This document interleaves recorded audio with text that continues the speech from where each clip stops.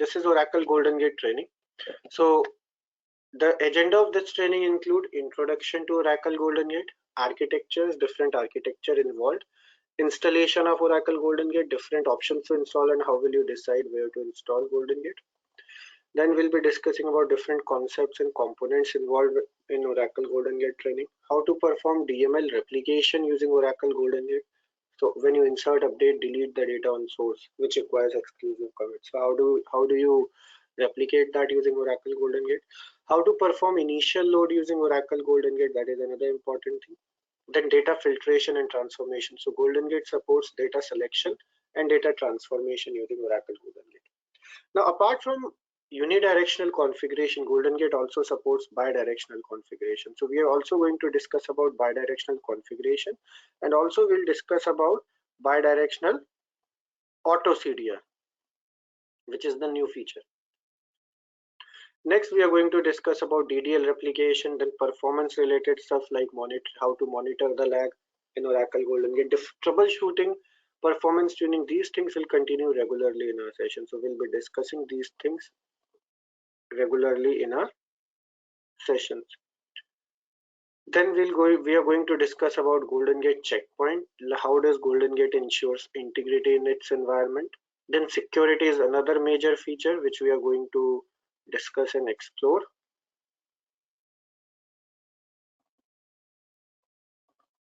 Then we are going to discuss about GoldenGate parameters. So what are different GoldenGate parameters involved? So we are going to discuss about those as well. Then log dump utility. So has anyone heard about log dump utility? So log dump utility is used to read the GoldenGate trail files. So we are going to discuss about GoldenGate trail files as well. So how can you read GoldenGate trail files? The trail files which are generated in GoldenGate environment, they are in binary format. So how can you read them for troubleshooting purpose? So we are going to discuss about that as well. Then performance tuning, as I mentioned, parallel replicate again is the new feature. GoldenGate heartbeat table is used to monitor Oracle GoldenGate environment. Performance metric server is again new feature for managing the performance of or monitoring the GoldenGate performance. So then GoldenGate self-describing trail files, 19C new features. Obey command, macros, include files. We are going to discuss a lot of those. So in today's session, we are going to discuss about introduction to Oracle GoldenGate. We are going to then discuss about overview of Oracle GoldenGate. Next, we are going to discuss about what are different types of architectures available in Oracle GoldenGate. What is Oracle GoldenGate Veridata? Then different types of extracts and replicates. And then we'll be setting up a virtual box and training guidelines. Then we'll discuss about GoldenGate architecture, how data flow, how to check GoldenGate certification metrics, how to download and install GoldenGate, deciding where to install GoldenGate. Now, this is another very important part, like where you have to decide where you want to install Oracle GoldenGate. So we'll be discussing about that, and then prerequisites to set up Oracle GoldenGate as well. We'll discuss. So let us start with Oracle database architecture. So GoldenGate is a product which works with database. So GoldenGate is a change data capture tool, CDC tool. You must have heard the term CDC, right? So GoldenGate works with database. So the advantage of using Oracle GoldenGate is it works with Oracle as well as non-Oracle databases. So it works with heterogeneous databases as well. So heterogeneous databases include SQL Server, DB2, MySQL, Informix, and other databases as well it supports. Now, as I mentioned, GoldenGate is a change data capture tool. So basically it captures the changes from the database. Now those changes are recorded where? In case of Oracle, those changes are recorded into redo logs or backup of redo logs, which are called as archive logs. In case of other databases like MySQL, SQL Server, those are recorded into transaction logs of the database. So basically in Oracle, in every database, I would, if I have to summarize, the changes whatever you make to the database, insert, update, delete, or any DDL change, those changes are recorded into transaction logs of the database.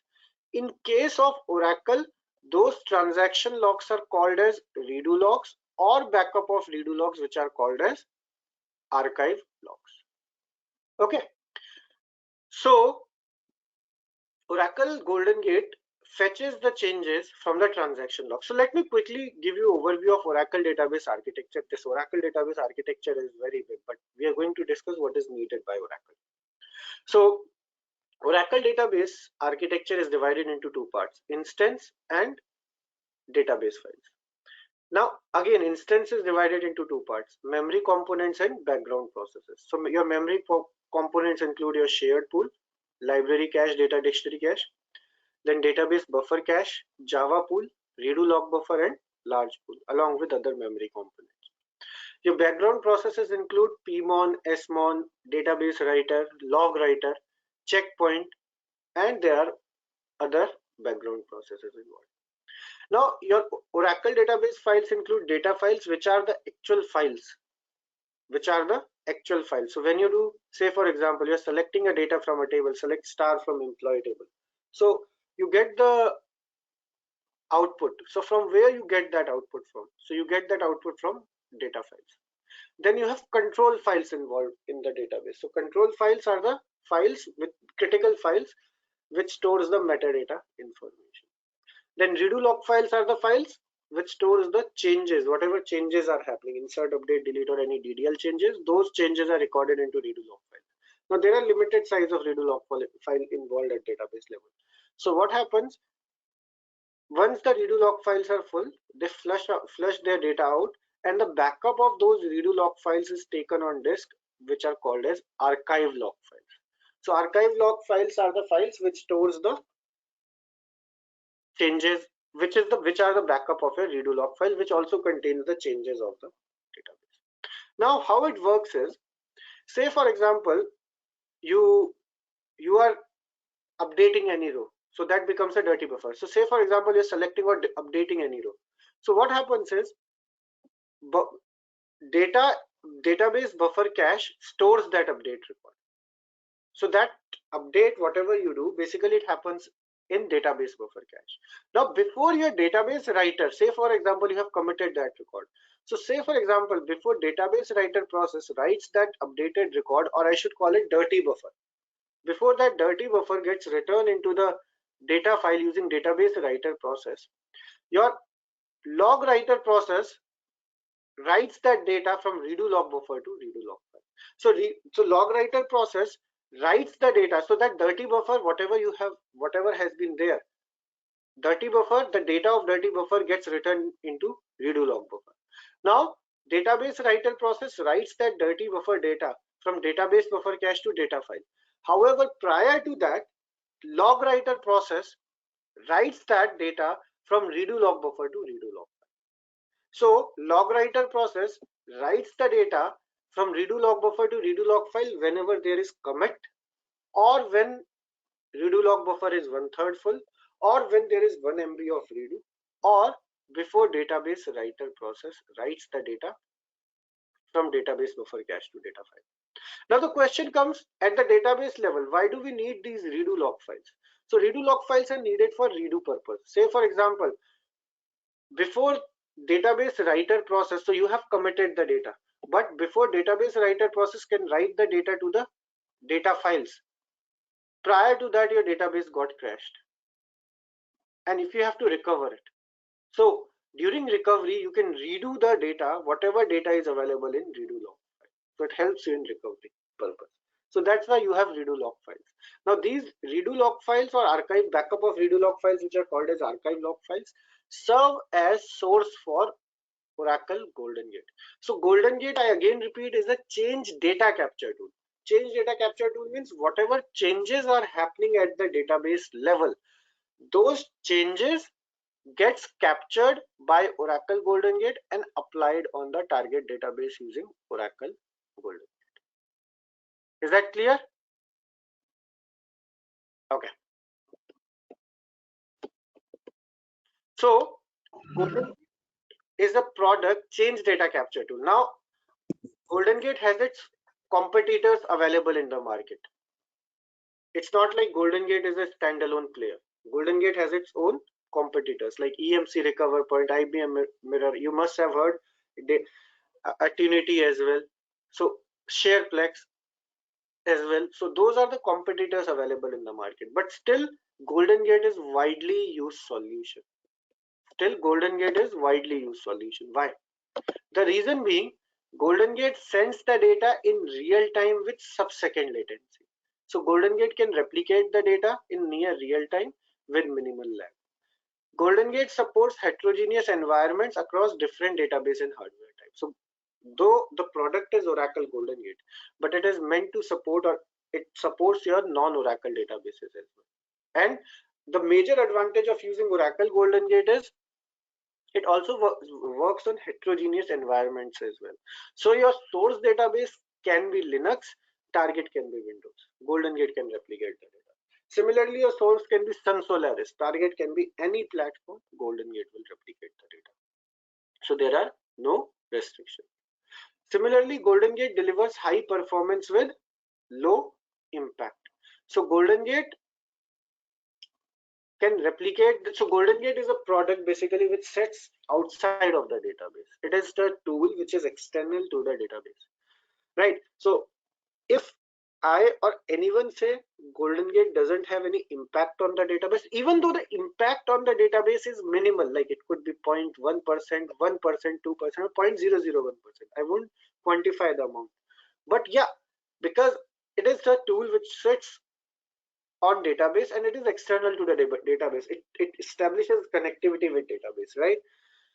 So it has a minimal impact, very minimal impact. In fact, when you install, you may not be able to see it as well, but it delivers high performance. So GoldenGate is a product which delivers high performance with low impact.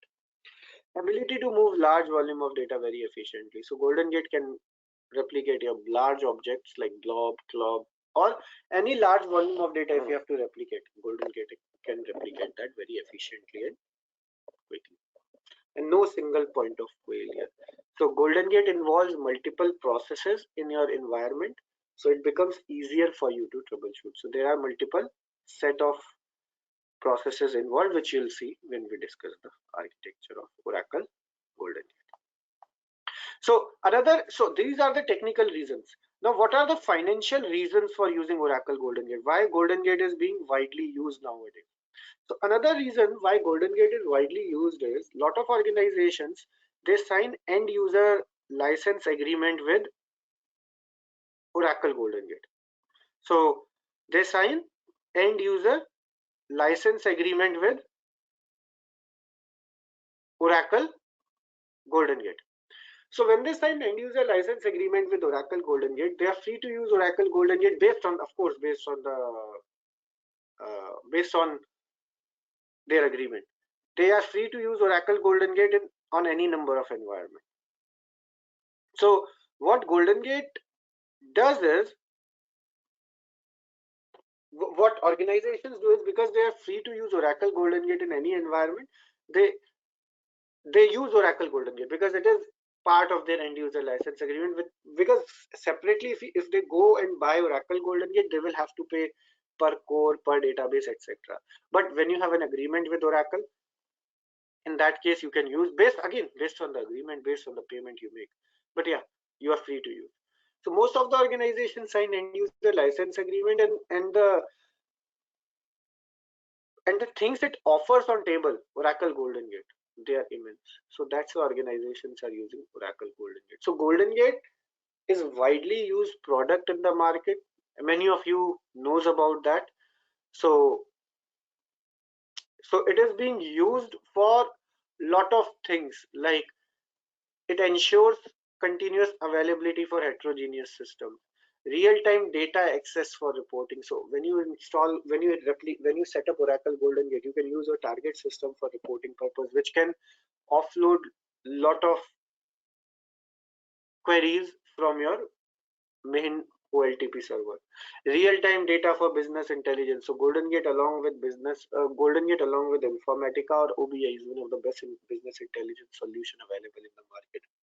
GoldenGate also supports zero downtime upgradation and migration to Oracle database and application. So right now, you must have seen, right, nowadays, GoldenGate is in boom due to these cloud migrations going on. So organizations are moving their data from on-prem to cloud, lift and shift basically. So when you want to migrate your on-prem server to cloud, you need to have you need zero downtime for that purpose. Otherwise, there could be some financial loss to organizations. So for zero downtime upgradation and migration, GoldenGate is getting widely used to cloud nowadays. So GoldenGate is being used in all top financial banks, top telecom companies, food and drug stores. GoldenGate was founded initially for ATM networks. So most of the ATM networks are using it. Financial data services. So you name a domain and GoldenGate is being used over. So many of you who may be working in Oracle, you may know about that as well. And you must be seeing in different domains if you are working. Okay. So GoldenGate supports high availability, zero downtime upgradation and migration, live reporting and business intelligence. We'll be discussing all about that. As the session goes on, you'll understand what I mean. We'll be implementing things, we'll be setting up stuff. So just giving you the introduction right now to Oracle GoldenGate, then we'll move to architecture. So GoldenGate supports different databases and platform. It supports Oracle DB2, SQL Server, Sybase, Ingress, Teradata, Enscribe. So GoldenGate was initially developed for this Enscribe database, ATM databases. So ATM databases are on Enscribe. So initially when GoldenGate was founded in 1995, it had the capability of replicating the Enscribe database. And now we see today, so I'll give you a quick history overview of GoldenGate.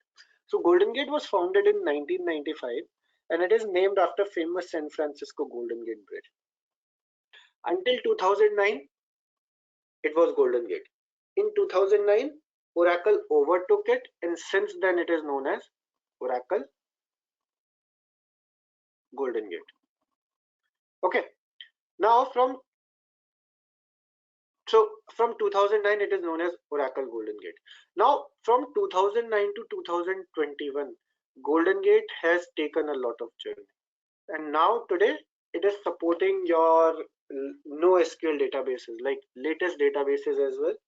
Those are in list of support as well. Postgres database it supports. Informix it supports.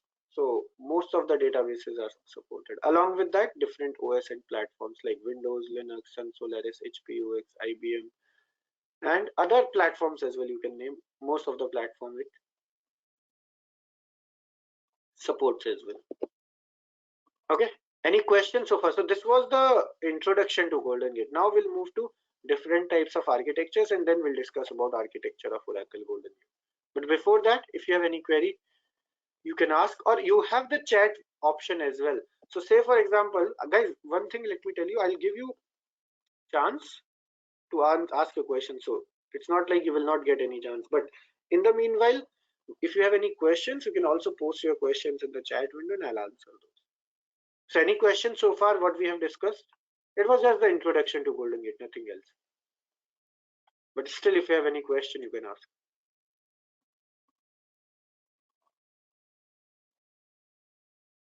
Okay, so let us proceed.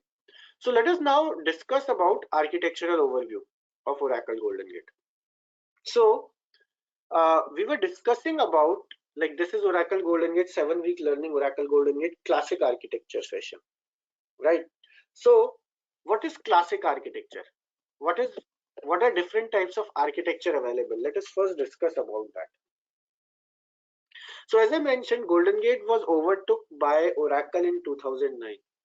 So from 2009 to 2017, there was only one way to configure GoldenGate, and that was through command prompt GGSCA. Still, most of you who have seen GoldenGate environment, they must still be using that command prompt GGSCA even.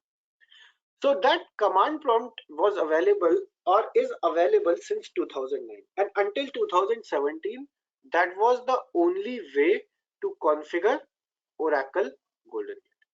Now from 2017 Oracle from 2017 Oracle introduced the new type of architecture of Oracle GoldenGate, which is called as microservices architecture. So microservices architecture is different to classic. It is available from GoldenGate version 12.3 version onwards. So from GoldenGate version 12.3 onwards, we have both classic as well as microservices available. So classic architecture is command prompt GGSCI based architecture. Until 2017, it was the only way to set up GoldenGate. From 2017, a new type of architecture has been introduced, which is called as microservices architecture. Now, what is the difference between classic and microservices, which is widely used product, and what is the future of Oracle GoldenGate? Which type of architecture is going to be used in future? Let us discuss about that. So, classic architecture is, as I mentioned, is available since beginning, and it is existent. It's not like it is not existing right now. It is still there, and most of the around 80%, if you ask me, as per Oracle data released last time, 80% were using around 1.5 years ago. So I would say still most of the organizations are still using classic. So around 75% would be still be using classic. So it is command prompt based architecture GGSCA, and classic architecture is available for both Oracle as well as non-Oracle databases. Oracle GoldenGate microservices. It is available from 12.3 GoldenGate version onwards. So GGSCI full form is GoldenGate Software Command Line Interface. So basically it's the command line of Oracle GoldenGate. Oracle GoldenGate microservices, which is also called as MSA, it is available from GoldenGate version 12.3 onwards. It allows you to set up, manage, troubleshoot, configure GoldenGate through GUI, and allows for integration with cloud application. It allows for integration with cloud application. Now until GoldenGate 19c, GoldenGate microservices is available only for Oracle database. Until Oracle, I repeat guys, until Oracle GoldenGate microservices 19c, GoldenGate microservices is available for Oracle database only. Now recently, around 2-3 months back or 4 months back maybe, Oracle launched a new version of GoldenGate, which is 21c. So from 21c, microservices support has been extended to SQL Server, MySQL, DB2, and Informix database. So basically 4 more databases microservices has added support to. So microservices architecture has extended its support to heterogeneous databases as well. From 21c until 19c, microservices is supported or available for Oracle databases only. Now for this classic architecture, as I mentioned, it is still available for Oracle as well as non-Oracle database. Now let me tell you one more update from Oracle. From GoldenGate 21c onwards, classic architecture is going to be deprecated. Guys, I'm saying deprecated, not desupported. So that is the major confusion what people have. So classic architecture will still be there, but they are not going to release any new feature for classic architecture going forward. Okay. So with this statement, we can say that Oracle is pushing its customer to use microservices architecture, and microservices architecture is going to be the future of Oracle GoldenGate. Just like I would say now you may think that it can become redundant. No, it's same as your Windows DOS and Windows GUI, right? So Windows DOS is still existing, but none of them uses it because it is command prompt. GUI is easier to use. But let me take it in different way. the people who have worked in DOS, they have a lot in-depth knowledge than the people who have started, like me, who started working on GUI. I started working on GUI, so I would have lesser knowledge. Like, I don't know internally what is happening, but the person who has worked on DOS, he knows internally how things are working, right? So same thing with GoldenGate, I would say. When you work on classic architecture, learning microservices is very easy. So my means I always suggest to everyone that even though classic architecture is going to be deprecated, still it would take some time to go out of the market. But means it will take some time to make it redundant, because still classic architecture is being widely used, because it will take time for Oracle to upgrade its customers to microservices. But yeah, in future it may, when it may happen, still classic architecture is going to be there. Okay, so these are the two types of architectures available, which is Oracle GoldenGate Classic Architecture and Oracle GoldenGate Microservices Architecture. Guys, one more thing. What I mentioned is classic architecture is deprecated, is going to be deprecated from 21C onwards. So it means that it is only going to be deprecated for those databases for which microservices support is available. So microservices support, as I mentioned, is available for 5 databases: Oracle, DB2, MySQL, SQL Server, and Informix. So these 5 databases, classic architecture is going to be deprecated, but for others, it is going to continue. Now Nadeem has mentioned very good point. Before they completely desupport classic, they should be extending MSA to all database platforms. That is absolutely correct. Another thing, they cannot desupport like classic for Oracle. They cannot do that. And as per my discussion with Oracle, again, that is not their plan, at least for next 5 years, I would say. Means that is speculation again. It can happen, but going by things which are happening, means by the way things are happening. The thing is, another thing, let me tell you, the development or everything, there was a plan, and there was some internal discussion happening earlier to do that. But the thing is, because of all these COVID and other stuff, what happened was Oracle wasn't able to provide like in-house support during those times, and maybe because of that things are delayed. So that is another point. Okay, now, so two types of architectures of Oracle GoldenGate include classic and microservices. Now there is one more product in GoldenGate family which is called as Veridata. Has anyone heard about that? You must have, definitely, if you have attended any of my session webinars. I've been talking about this a lot. So GoldenGate is a product which replicates the data.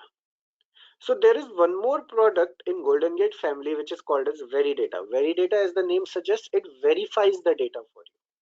So GoldenGate replicates the data from source to target. So say for example, there are 10,000 records on source table and 9,000 records on target table. So what Veridata can do for you is, it can identify the discrepant records and it can repair those discrepancies for you. So two databases, so say for example your GoldenGate replication is going on for 10 years. Then you are replicating the data of employee table from source to employee table on target. Now today you want to check what is the status of replication. So you identified that 1,000 records which were done around 5-6 years ago, they are missing. It could be due to any reason. It could be GoldenGate issue, it could be database issue. We're not going to talk about that, but we found out that the target table and source tables are not in sync. So what you did is, you will run the Veridata job, identify the discrepant records, and then if you want to repair those discrepancies, Veridata can do for you as well. So Harpreet has a question: does Veridata run on top of classic MSA? Say we use it during cutover, only rest of the time we use GGSCA MSA. So the product name, though it is Oracle GoldenGate Veridata, but it runs on database level.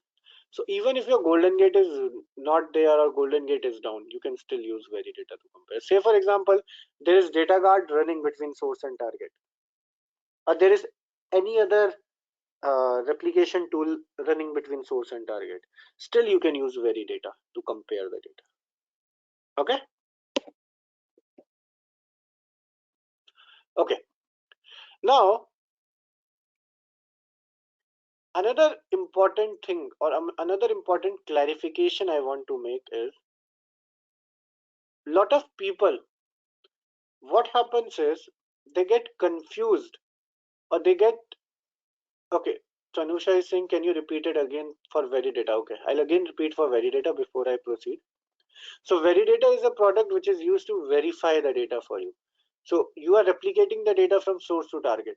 Now suppose on source you have 10,000 records, on target you have 9,000 records. So there is that discrepancy of 1,000 records which has been identified. So what Veridata can do for you is it can do the data verification and it can repair those discrepancies as well for you. So whatever discrepancies are coming, Veridata can repair those discrepancies for you. So that is the advantage of using Veridata. Now Veridata is getting very popular nowadays. Another thing is in cloud migrations, whatever cloud migrations are going on. So upon migration, organizations want to confirm whether their data is in sync or not. So Veridata is getting very popular nowadays.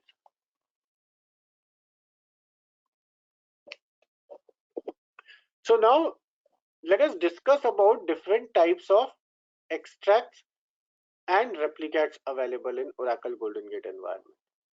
So what are different types of extracts and replicates available in Oracle GoldenGate environment?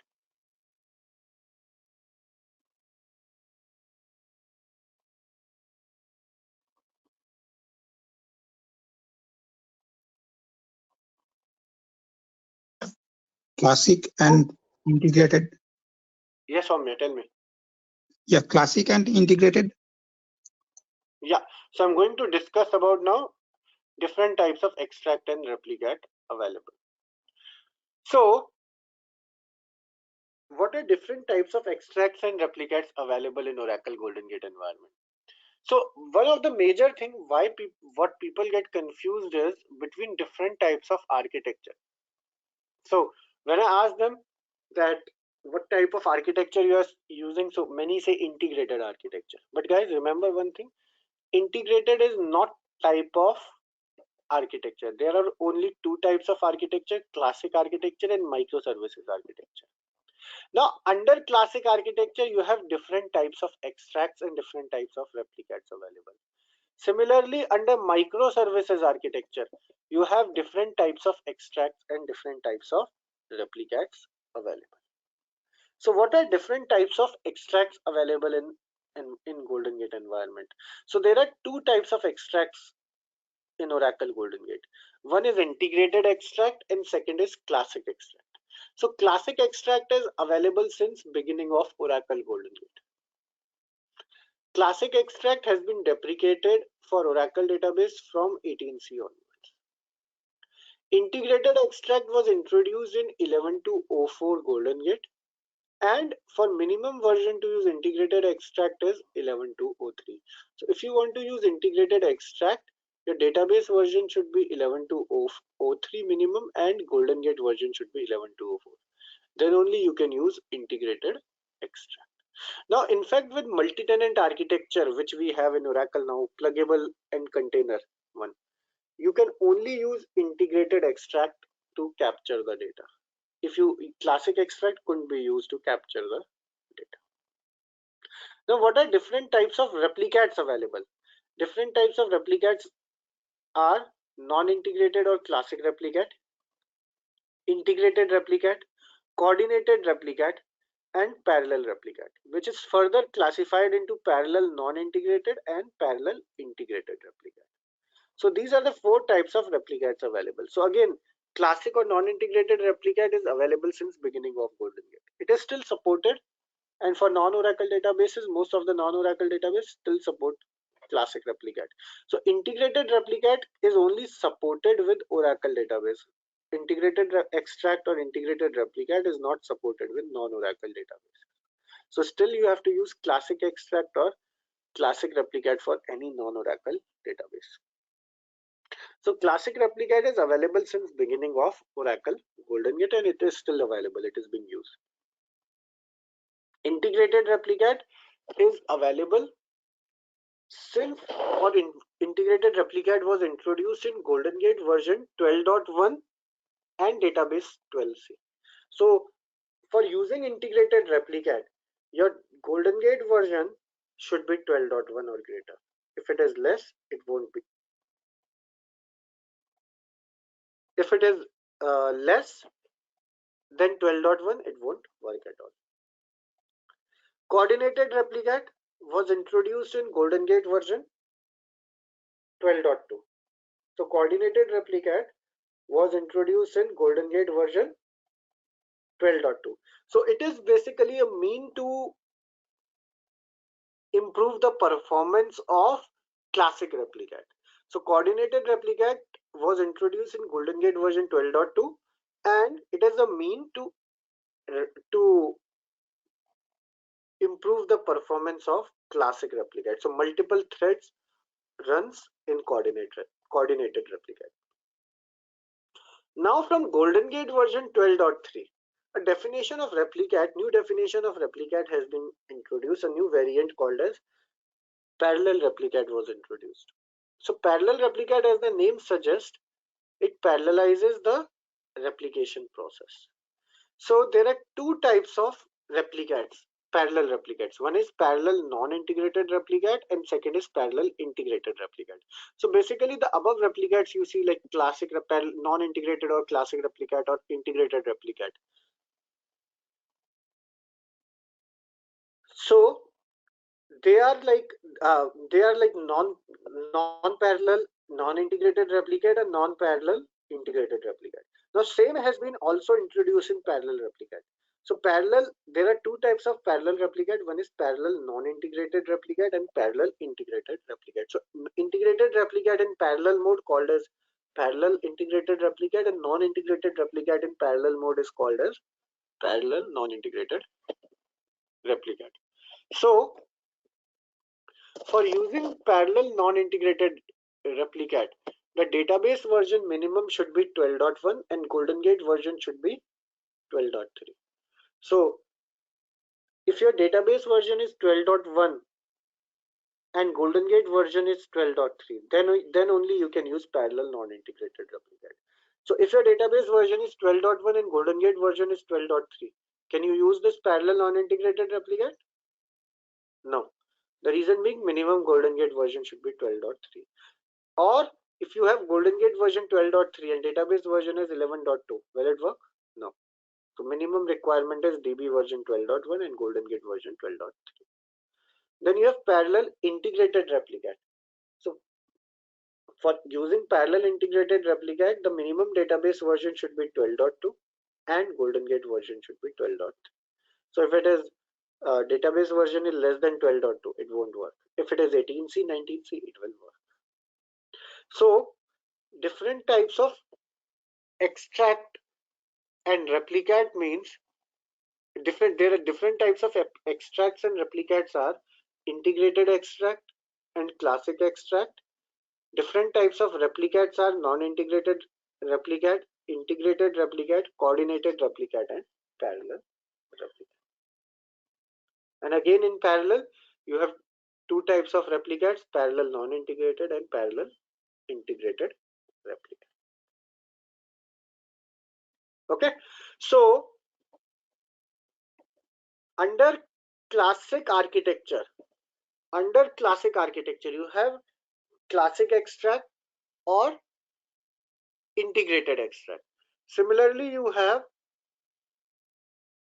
non-integrated replicate, integrated replicate, coordinated replicate, and parallel replicate.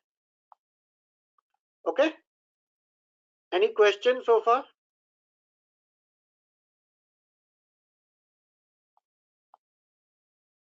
Like which one we have to use, sir? Like or use case, how we can use this? You mean extract replicate? Yeah, like you told, there are two types of extract. Which one we have to use, and which replicate we have to use? Okay, So the answer to that question anyways we'll be discussing about during our practical session. But the thing is, the answer to your question is, I always suggest one thing, go with the latest supported thing. So if integrated extract is supported, go with integrated extract. So nowadays, most of the implementations, if it is Oracle database, it happens on integrated extract, provided it is supported with your GoldenGate version and database version. So as long as it is supported, go with integrated one.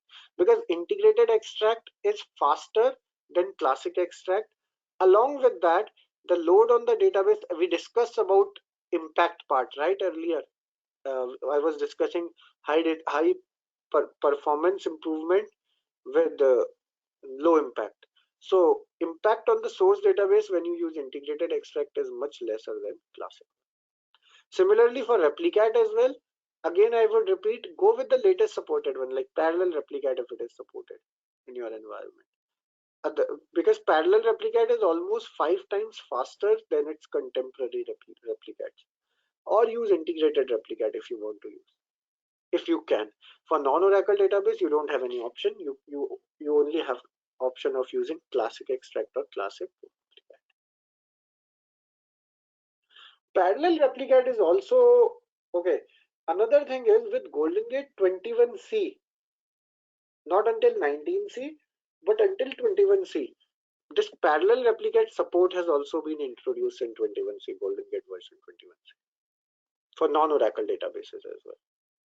So right now, like integrated replicate, coordinated or parallel replicates are available only with Oracle database. Coordinated, I'm not sure if it is supported for non-Oracle. I haven't used coordinated for any non-Oracle databases.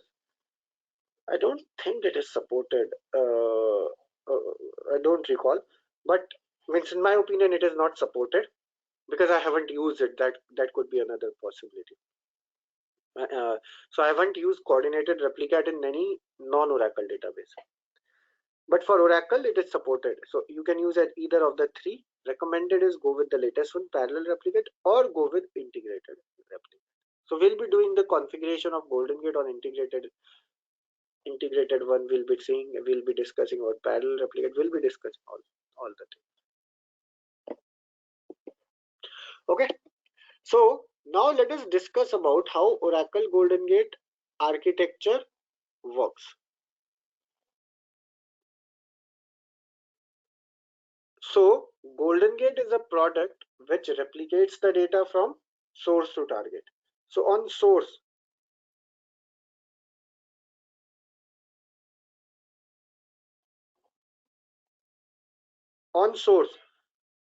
you have Oracle or any non-Oracle database. So source database can be Oracle or any non-Oracle database. Similarly, your target database can be Oracle or any non-Oracle database. Okay, now each database has its own transaction logs. In case of Oracle, these transaction logs are called as redo logs or backup of redo logs, which are called as archive logs. In case of other database, it is called as transaction logs. Now, whatever changes are being done at database level, like any insert, update, delete, or any DDL transactions, those transactions get recorded into transaction logs. Now, remember one thing, your transaction logs contains committed as well as uncommitted transactions. Your transaction logs contains committed as well as uncommitted transactions. So GoldenGate capture process. So guys, remember one thing here, GoldenGate capture process, when we say, it also means extract. So capture and extract keywords are used interchangeably. So whenever I am mentioning that capture process, it means extract. Similarly, replicate process does the delivery to the database. So whenever a delivery name comes, that means it's a replicate process we are talking about. So don't get confused. So capture process is, so extract process is also referred as capture because it is the capture mechanism. Replicate process is also called as delivery process because it's a delivery mechanism to the target database. Okay, so a transaction logs contains committed as well as uncommitted transaction. So you configure GoldenGate capture or extract process which reads the data from the transaction logs in sequential manner and capture only committed transactions. So capture process reads the transaction logs in sequential manner and captures only committed transactions. Once the transactions are captured by the extract process, it writes them to the trail file on local machine, which are called as local trail file. So capture process captures the changes from the source database and writes them to the local machine, because whatever capture process captures, it has to store that data somewhere, and that storage is called as trail files. So trail files are binary format files which reside on the operating system and consume your hard disk memory. So capture process captures the data from the transaction logs and writes them to the local trail file on local machine. Once the data is available into local trail file, GoldenGate data pump process reads the data from local trail, sends it over TCP/IP network, and writes it to trail file on target machine, which are called as remote trail file. So capture process captures the data, reading the transaction logs in sequential manner and captures only committed transaction, writes them to the local trail file on local machine. Once the data is available into local trail file, GoldenGate data pump process reads the data out of your local trail, sends it over TCP/IP network and writes them to trail file on target, which are called as remote trail file. So data pump reads the data from local trail, sends it over TCP/IP network and writes it to remote trail file. Once the data becomes available into remote trail, GoldenGate delivery or replicate process reads the data out of your remote trail and apply it to target database. Guys, this architecture, though it seems very easy, but it is really very important. Whenever you have to configure GoldenGate, set up GoldenGate, troubleshoot GoldenGate, any issues you face in GoldenGate, just follow this architecture and you will be good. Any question or anything you have in GoldenGate, it comes or it can get resolved using this architecture. Okay. So I again repeat, you configure GoldenGate capture process, which reads the data, which reads the transaction logs in sequential manner. It reads the transaction logs in sequential manner and captures only committed transaction. Once the transactions are captured, it writes them to trail file on local machine, which are called as local trail file. Once the data becomes available into local trail file, data pump process reads the data out of your local trail, sends it over TCP/IP network and writes it to remote trail on the target machine. Once the data becomes available into remote trail, the GoldenGate delivery process reads the data out of your remote trail and apply it to target database.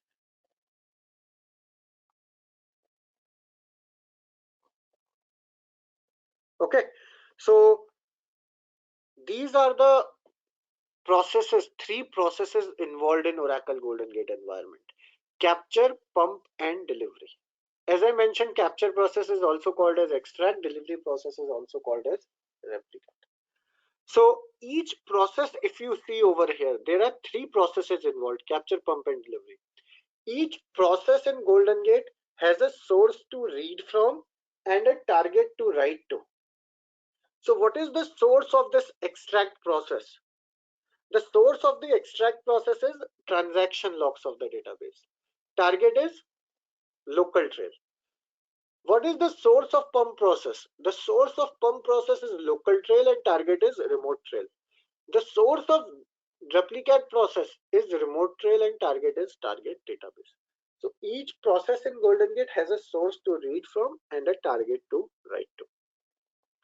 Another important thing you have to note over here. Pump process sends the data over TCP/IP network I mentioned. Remember one thing, this is local trail because it resides on local machine.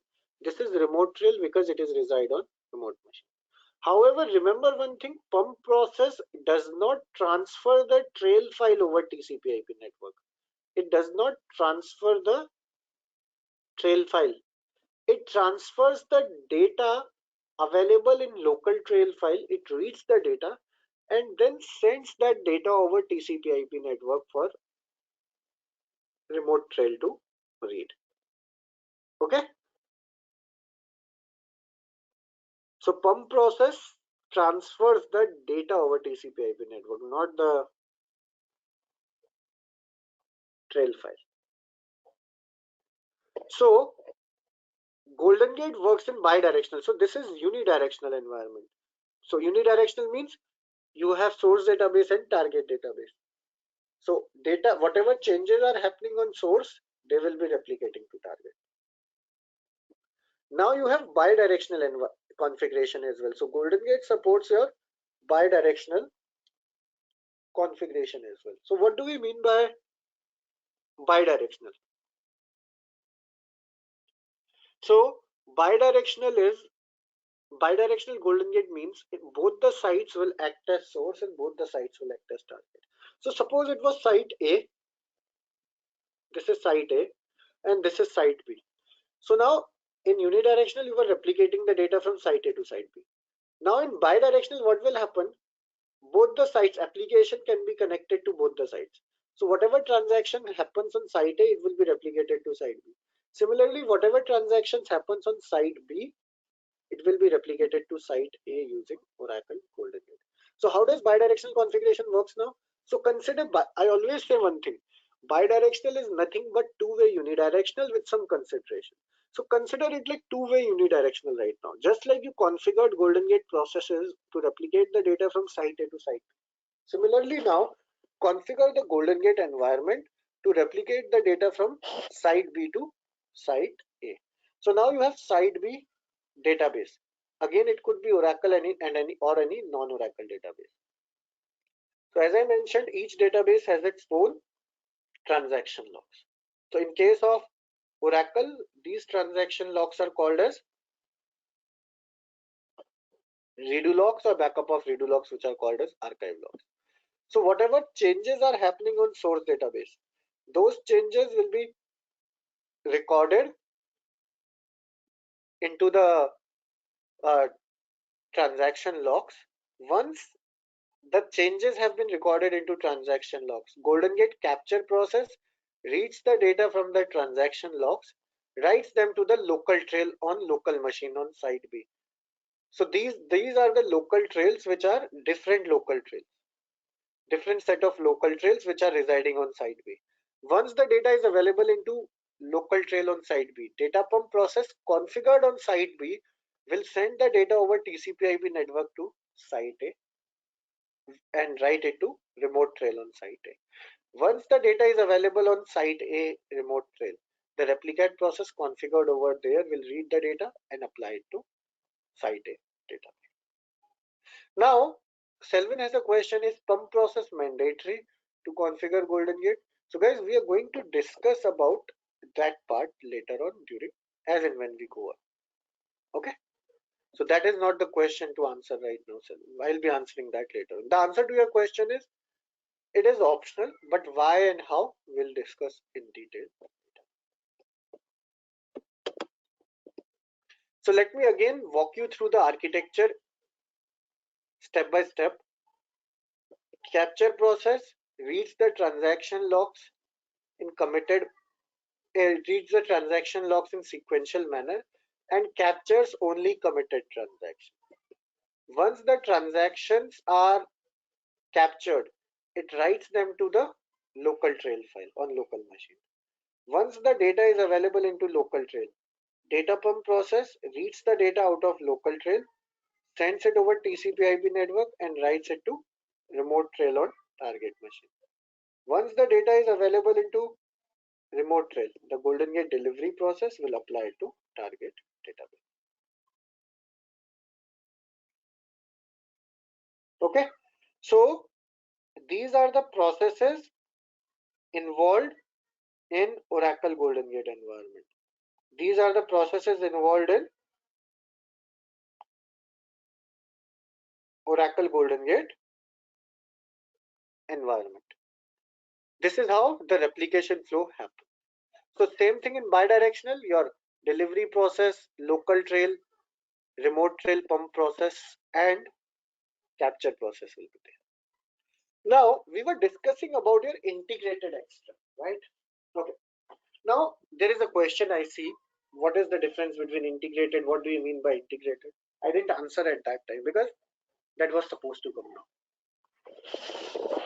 So we see that the capture process here, as I mentioned, it reads your transaction logs in sequential manner and captures only committed transactions. So when the capture process establishes the connectivity directly with the database and it reads the transaction logs on its own, it is called as classic extract. So the classic extract basically is establishing its own session at the database level. It is a classic extract is external to the database. So what it is doing, it is establishing a connection and then reading the transaction logs in sequential manner. Now you have integrated extract introduced as well, integrated capture. So what is integrated capture? How does integrated capture works? Let me tell you. And what is the difference between integrated and classic capture? So integrated capture, how it works is you have source database over here. Now each database has its own. So remember one thing, as I mentioned, integrated capture works only with redo logs or only with Oracle databases. Integrated extract only works with Oracle database. So you have redo logs. In redo logs, a backup of redo logs, which are called as archive logs. So what happens is, in integrated capture, you register your extract to the database. As soon as you register your extract to the database, a log miner build happens. Log miner gets built at the database level. You'll see, I'll show all these things to you practically. So what is log miner? So log miner is a copy of your redo logs or archive logs. So whatever changes are getting returned into your redo logs or archive logs, a copy of those changes gets returned into your log miner database. Now log miner then passes on the changes needed by the extract process in form of LCR. LCR stands for logical change records. So whatever changes are needed by extract process, those changes are passed on to extract process in form of LCR. And once extract process receives those changes, it writes them to the local trail file. So I again repeat, how does integrated extract works is, as soon as you configure the process, a log miner build happens upon registration. Now whatever changes are happening into the database, they get returned into your redo logs or archive logs. Now the copy of those changes gets returned into log miner database as well. Now log miner, you may know, log miner is used to mine the archive log. So same thing. So log miner, then the copy of those changes gets written into log miner. Now once the copy is written, log miner then passes on the changes to the extract process in form of LCRs. LCR stands for logical change records. So the work which was earlier done by capture process here, that work is done by log miner. So log miner is passing on whatever is needed by extract process. So now the extract process establishes the connectivity with the database, but the extraction part is, means internally it is not doing or or reading any archive log. Whatever changes are needed by extract process, this log miner process passes on those changes to extract process in form of LCRs. Once extract process read those changes, it passes them to the local trail file. Okay. Now my question to you is, I mentioned to you that integrated extract performance is faster than classic extract, right? However, when you see this architecture, you see that the capture process here is establishing connectivity with the database directly and able to capture. However, here you have one more layer in between of log miner, right? So how come integrated extract performance is faster than classic? Because integrated extract has one more layer of log miner in between. So how can the performance of integrated extract is faster than classic? Guys, mind you, means I have seen that personally. I'm not going by Oracle words. I have tested it personally. When you set up integrated extract and classic extract in same type of configuration at the same time, integrated extract is almost 4 to 5 times faster than classic one. Like, I did lot of transactions and I was able to find, or I was able to confirm that, like, when I was doing with classic extract was capturing only 4,000 transactions per second. Integrated extract was able to capture around 15,000 transactions per second. So I was able to do that. So my question to you is, can anyone answer this for me? Classic extract is, there is no layer in between of the two, but in integrated one there is one more log miner utility in between. How come the performance of integrated extract be faster than classic one? Would anyone like to answer? I try it because I'm thinking the classic architecture extract process is trying to establish the connection every time to pull the data. Now the log miner is already having a connection and it is sending the data. The logins or the connections from the classic architecture of extract to the database is deprecated. So you are somewhat correct, Syed. You are close. So absolutely, like what you mention is correct, but I would like to add more to it, Syed. So you are absolutely correct. So whatever you have mentioned, that's correct. But another point here is, like, we have to understand one thing. As I mentioned earlier, GoldenGate is a product which contains, which is external to the database, right? So same with capture as well. It is a tool which is external to the database. Now the thing is, the capture process has to read your transaction logs in sequential manner, and then it captures the data. Okay. However, here log miner has all the changes, and whatever changes are needed by the extract process, log miner is passing on those changes to the extract process. Now, because log miner is a tool which is internal to the database, hence it becomes easier, and hence it becomes faster for log miner to process those change, filter those change, and pass on those change to the extract process what is needed. Another important thing, let me tell you is, let me open Notepad. Now suppose your database contains 100 schemas. Your database contains 1000 tables. Okay. Now, and your extract process, you have mentioned that you want to configure the data of only 2 tables, like DEPT11 and EMP11. Okay. Now your redo logs will contain data of, like, consider example 10,000 records for sys and system, then 100,000 records for other tables, and then there are 5 records for EMP11. Then there are again 1000 records for system. Then you have 2 records for DPT1. Now what happens is, as I mentioned to you earlier, classic extract reads the transaction logs in sequential manner. It reads the transaction logs in sequential.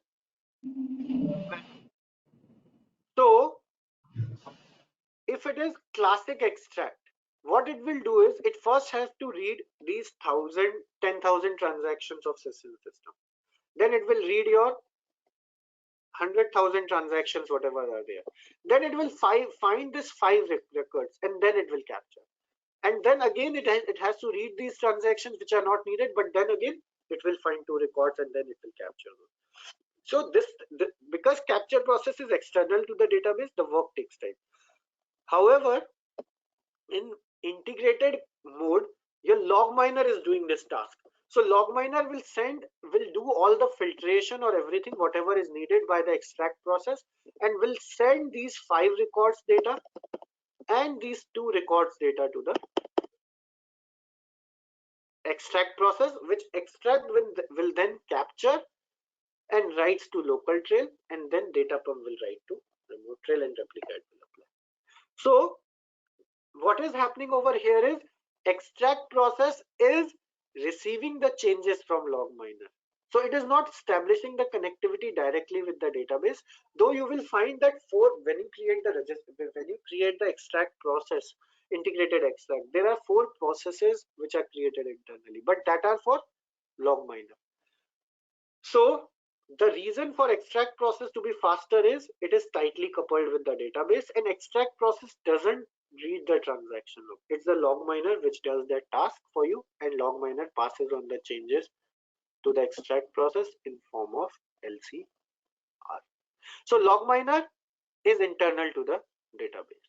You will see when we configure GoldenGate, like you will see log miner build will happen, and it is internal to the database. Okay, so now how does integrated capture works? Now I said that integrated extract is faster than classic one. How come integrated extract is faster? Another question is answered for you. So internally, if you see, when you configure integrated extract, what happens is 4 processes are there which works in this way. First is reader, second is preparer, third is builder, fourth is capture. This is just for knowledge, guys, nothing else. When we configure this, these things doesn't come into picture, but I'm letting you know about these, so for your knowledge purpose, so that you know what happens internally when integrated extract is configured. So when integrated extract is configured, you have 4 processes which works in integrated extract. First is reader. Reader process reads the data. Preparer process prepares the data.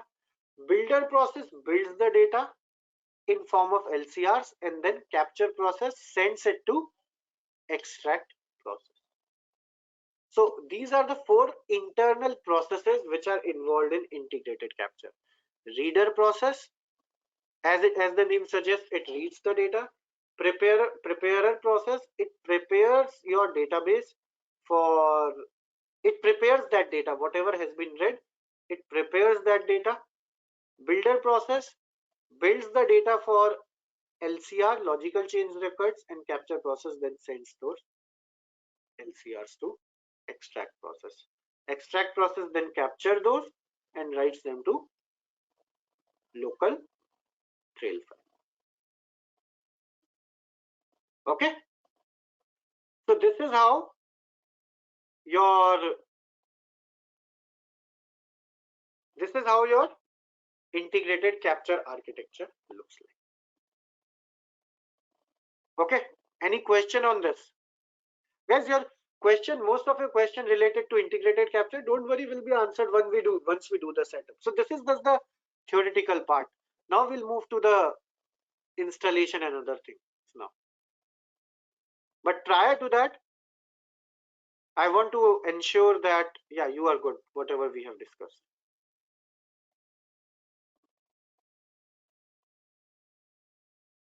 Okay. So let us now move forward and let us now discuss about installation of Oracle GoldenGate. So before you move to the installation of Oracle GoldenGate, you have to check the certification metrics to download the correct version which is certified with your platform and database. So we are going to use the VMs which I have shared with you over email. I'll go through the steps of setting up again. Those are also available in the video as well, which I have shared, but again I'll go through that. But so these are the two virtual boxes which have been shared with you, GGate 1, and you have to clone it to GGate 2. Okay. So we are going to install GoldenGate on these virtual boxes, and same have been shared with you. If you have your own machine, you are welcome to use that as well instead of these virtual boxes. Now, when you proceed to download Oracle GoldenGate binaries, you have to keep in mind few things. What are those? First of all, because you have to first of all ensure that the version you are downloading, like 21C is the latest version or 19C, which one you should choose, or is 19C supported? So basically you have to ensure that the database and platform you are going to use, it is supported by the version, it is supported by the certification metrics. So ensure that, make it a habit to check a certification metrics prior to download Oracle GoldenGate. So before you download Oracle GoldenGate, note few things. First is you have to note down the platform for which you want to use Oracle GoldenGate for, then database for which you want to use Oracle GoldenGate for, and DB version you can use, database type and platform version. So you have to do it on both source as well as target. So on source, note down the platform and database type and version. Similarly on target as well, note down the platform and database type and version. Note these things down. Okay, so in our case, in these virtual boxes, so guys, remember one thing, your source platform can be different, target platform can be different, source, database type and version can be different as well. GoldenGate can replicate the data without any issue. So in our case, on GGate 1, let us check the platform we have.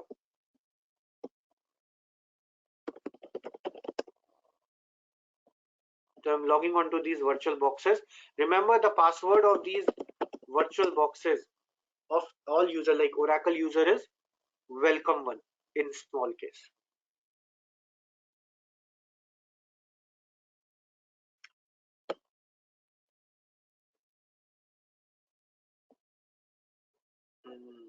The size is coming as, how can I increase the size?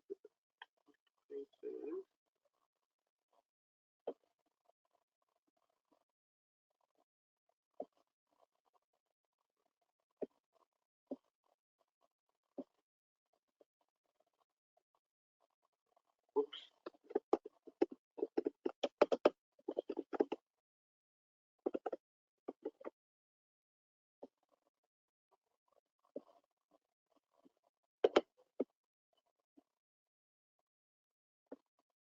System preferences.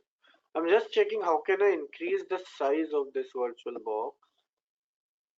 I'm not able to see it. Why? Anyone has any idea, like how can I increase this? Yeah, maybe you would want to run the guest edition so that you get a full screen next time when you reboot the machine. So should I shut it down and run the guest edition? No, directly you can run it from here. Where I can? There has to be a screen above the screen, Yeah, where you what. can plug in that CD. I'm not sure what is shared, so I may not be able to see that. Okay, just a second. This conference will now be recorded. So before running the before you decide to install, you need to download the binaries, and to download the binaries, you need to check the platform. So do you have -a? So we have on this virtual box, we are using Linux Enterprise Linux 6 is our version. So we'll note that down. So our platform is EL6 Enterprise Linux 6, and database type and version we have on this is Oracle DB 12.2. Same thing we have on other GGate 2 as well, because it has been cloned, so we have same thing. So we have noted this down. Once you have noted this down, what you will do is you will go ahead and check the certification metric of Oracle GoldenGate. So how do you check the certification metrics of Oracle GoldenGate?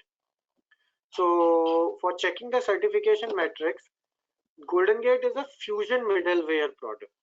So Oracle Fusion middleware certification metrics you can search for. So GoldenGate is a Fusion middleware product. So when you click on it, when you go to the certification metrics, you will see that like 21C is also available. So you can check 21C certification metrics, or you can see 19C certification metrics. Now this training we are going to do 19C right now, because 21C is yet not completely tested, or it has few stuff to be tested out. So we'll do this training on 19C. Going forward, once it is tested out completely, I'll upgrade the course to 21C. So we'll select the certification metrics of 19C, but if, say for example, in future, if you have to upgrade to 21C GoldenGate, so what you will be doing is you will be checking the certification. You have to check certification metrics first of all to confirm whether that version is supported or not. Almost all the as of now, as we talk today, most of the versions of Oracle GoldenGate are on 19C or less than 19. Most of them have upgraded themselves to 19. So open the certification metrics of 19C. If you want to check for 18C, you have 18C available. Similarly, on the same page on this screen, if you go, you will find certification metrics for 12C as well. Going below, you can search for GoldenGate. So 12C is there, 12.2 is there, 12.3 is there. In fact, 11G is also there. See, 11G R2 is there.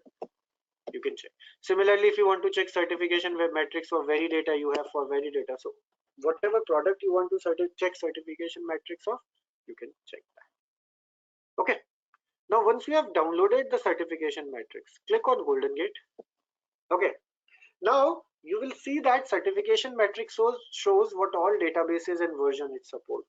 Like you can check this 19C supports what all databases, just to let you know. If you want to check the list of databases supported by 19C, you will get the list of the databases over here.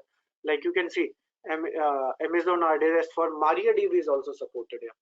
Postgres, MySQL, Oracle, all the databases are supported. So what you need to do now, you have to filter out this list. So first of all, we have to select for Oracle database, because ours is Oracle. So we'll deselect all in certification metrics, and we'll select only Oracle database, because this certification metrics is big. So we need to check.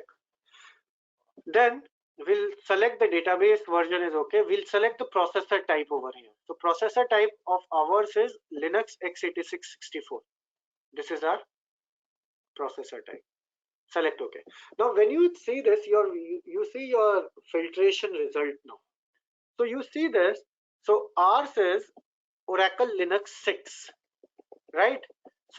So GoldenGate 19.1 release supports Enterprise Linux 6, and it supports Oracle databases 11.2.04, 12.1, 12.2 and 18C. So ours is 12C, so we are good with that. So we can use and download Oracle GoldenGate 19C without any issue. My question to you is, why doesn't it support 19C? That means GoldenGate 19C does not support Linux. So I'm sorry, GoldenGate 19C does not support database 19C. Does that mean that? What do you think? Can anyone answer? It is based on the OS version. That is why. Exactly. Perfect answer. So the thing is, if you see, in fact, database 19C, if you check database 19C certification matrix, Oracle database 19C certification matrix, it is not supported on RHEL or Linux 6. For that, you need Oracle Linux Enterprise Linux 7. So that is the reason. So if you have Enterprise Linux 7 or 8, then it is okay. So ours is 6, and for 6, 19.1 is supported, and for these databases, so we can use and download 19. Now let us see how we can download 19c. So once we have identified that your data GoldenGate you are going to use 19c, so it is possible that for source your GoldenGate could be 19c, target could be different. So you need to select and identify first of all based on certification matrix and check the version.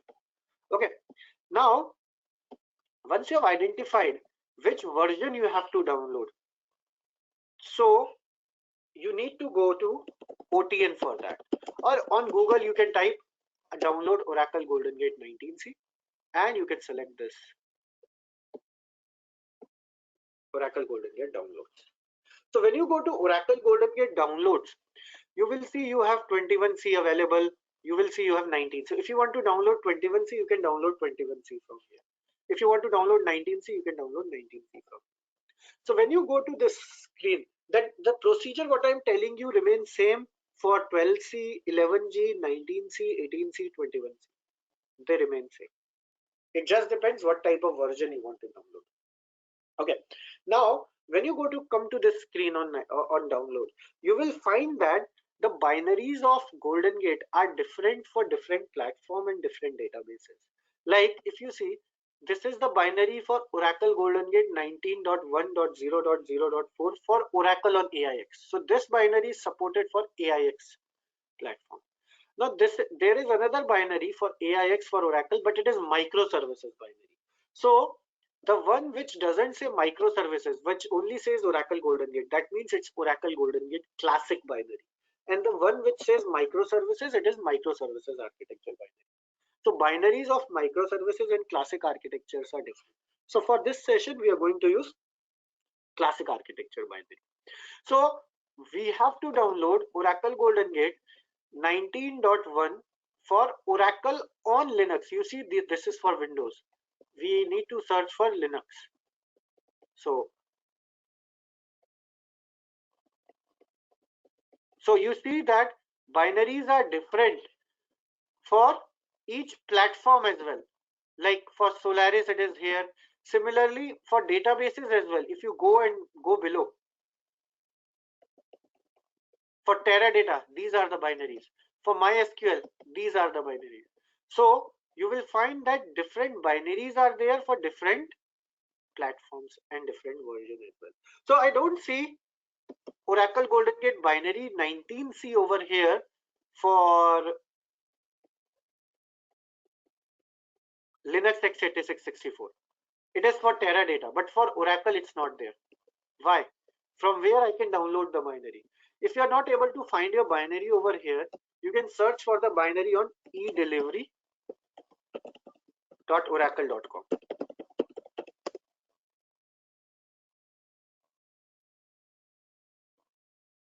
Sign in.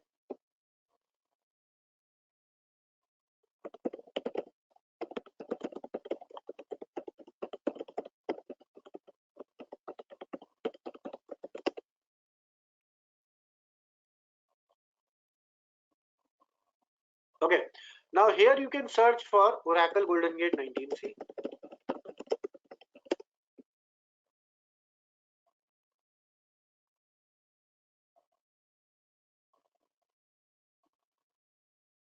So you can either download it from OTN, Oracle Technology Network, or you can download it from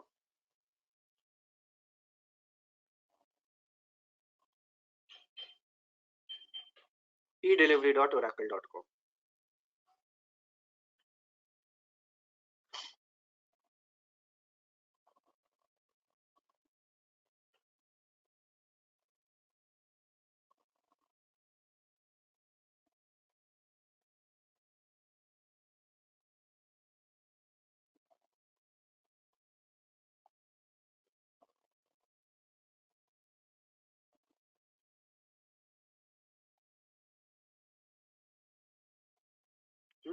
What has happened?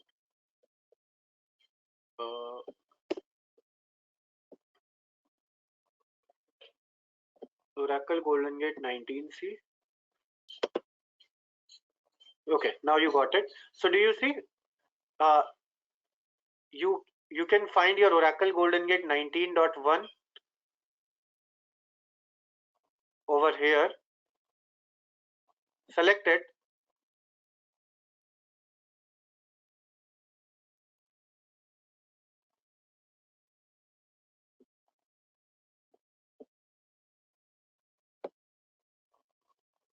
Okay, I have added it to cart. Go to your cart.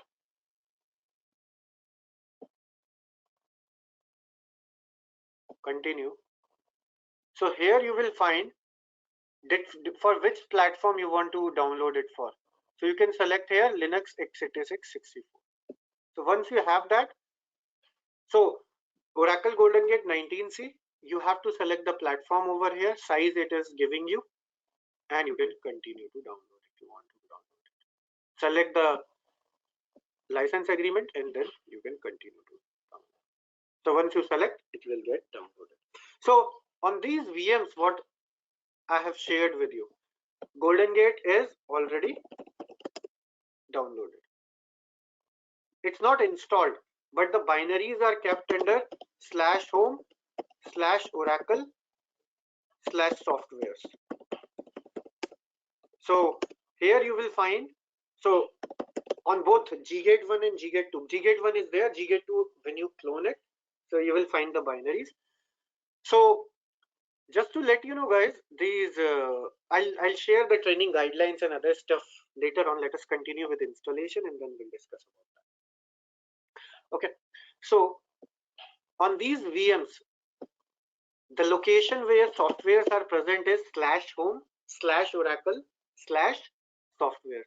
Under that you will find all binaries related to classic architecture binaries, microservices 19C binaries are there, and Veridata binaries are also there. So we'll go to this folder, classic binaries, cdogg_classic 19C binaries.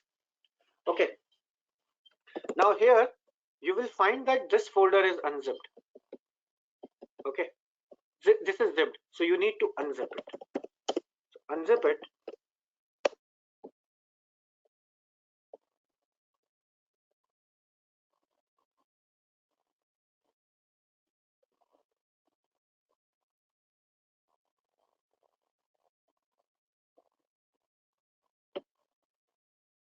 Installation is pretty simple.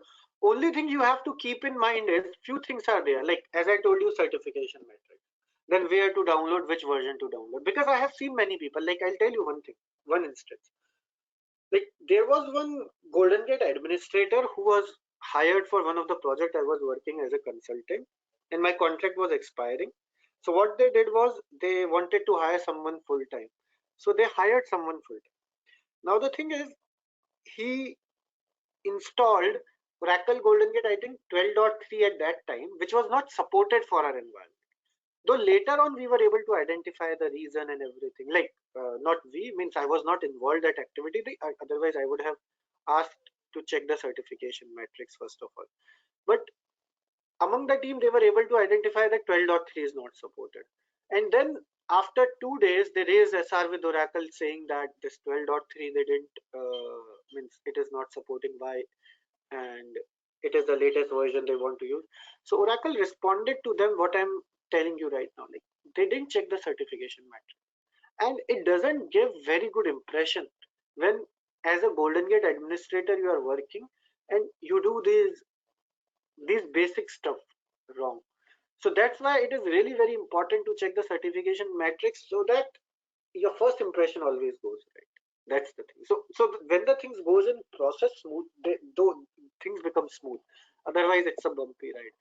So now because you know this, even if you download the wrong version and if it is not supported, you will understand you have downloaded the wrong version. But still, you would have spent your couple of hours or 3 hours to all this stuff, and then you have to clean everything and then again download and do the rework. So to save yourself from all these things, you should check the certification. Another important thing what you have to note down is before installing, Before installation, you have to do all these tasks. You may be asked to provide the hardware requirements for setting up GoldenGate, where you are working as GoldenGate architect or GoldenGate administrator.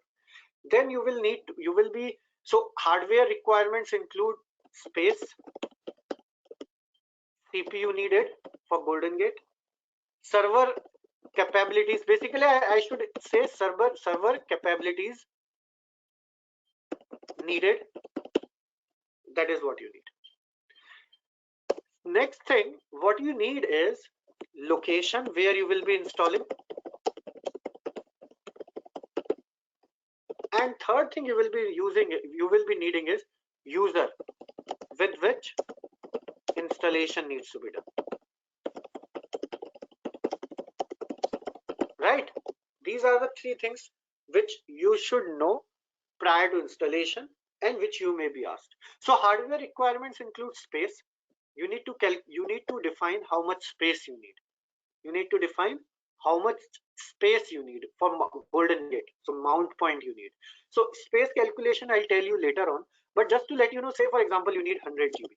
So ask for 4 times of it, 400 GB, because space you need to forecast the future. Along with that, as per my experience, whatever you ask, they will question and they will bargain you in 60% of projects, because see, everything is money, and more space you ask, more money they have to spend.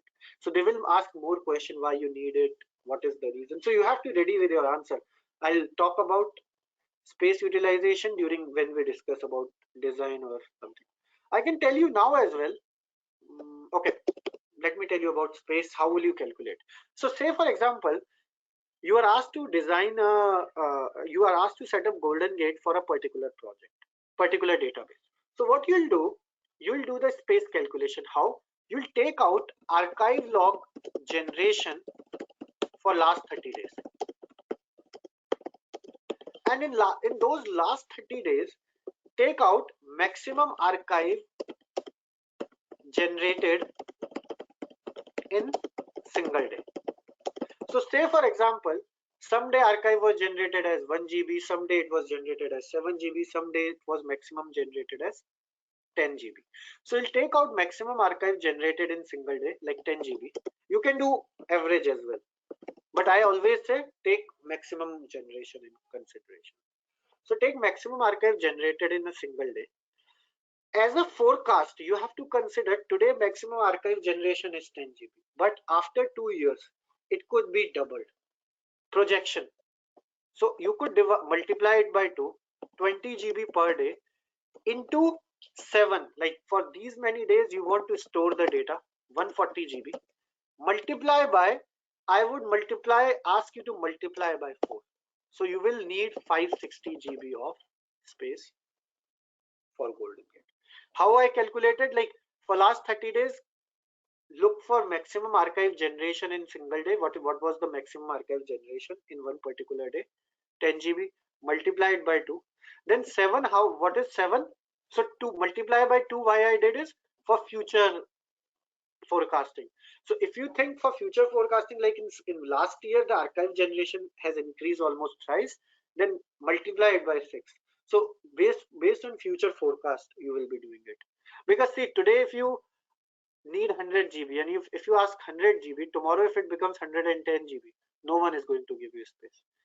The forecasting for 2 to 3 to 4 years, you have to do it now. So you will multiply it by 2. Okay, then 7.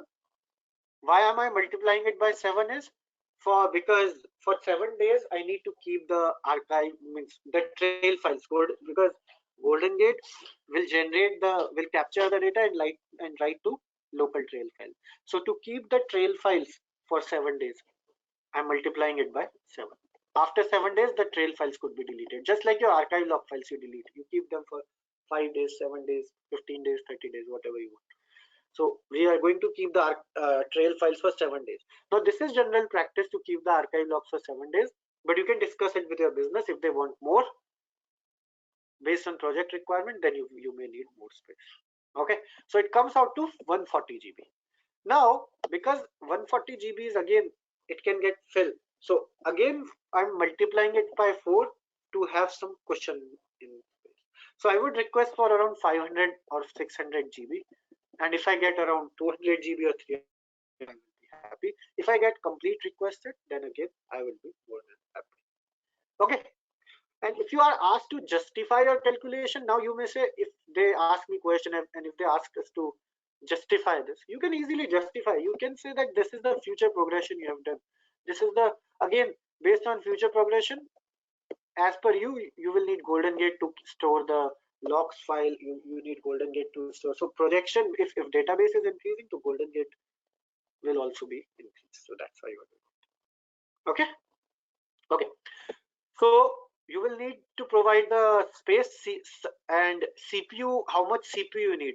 So GoldenGate can work with 8 CPUs as well, 4 CPU or even 2 CPUs as well. So that is okay. You can request for more if you want.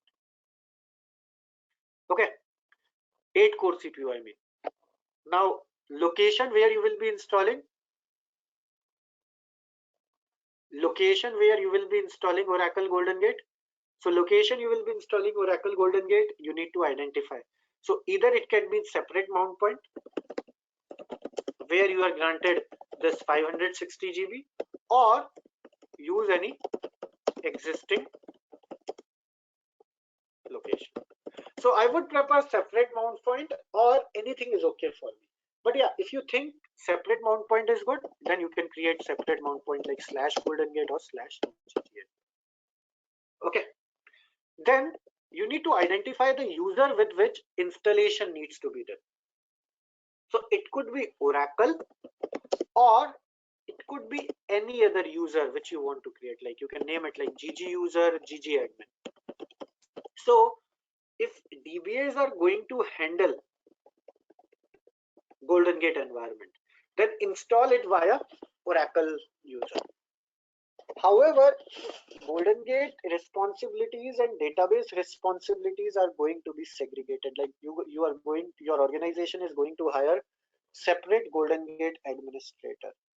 In that case, create a separate OS level user and then use that to install Oracle GoldenGate.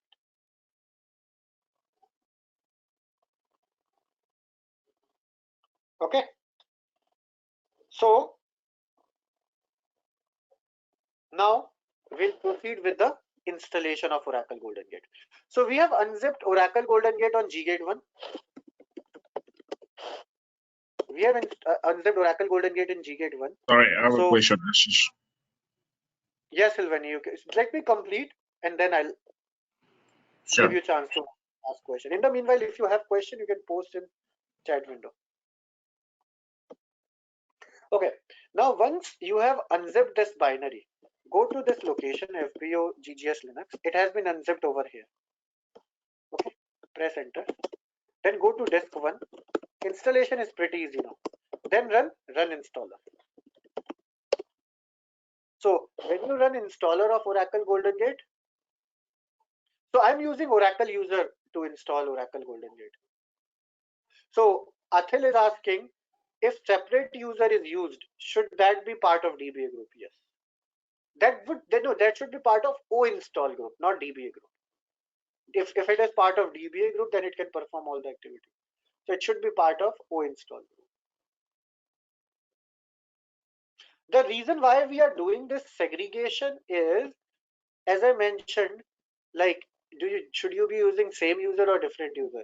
The reason why we are using this segregation is, so that the GoldenGate administrator cannot access the database. GoldenGate administrator only has access to GoldenGate. That is the reason, right? So if it is part of DBA, the whole purpose goes on top. So that this is not what we don't want. Okay. So now once we try to install Oracle GoldenGate using run installer, right?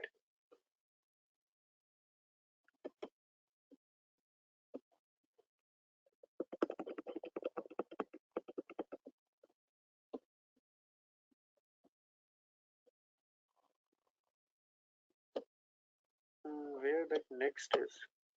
Okay, so once we are on this screen, so it will ask you on this screen, it will ask you select the database for this Oracle GoldenGate installation.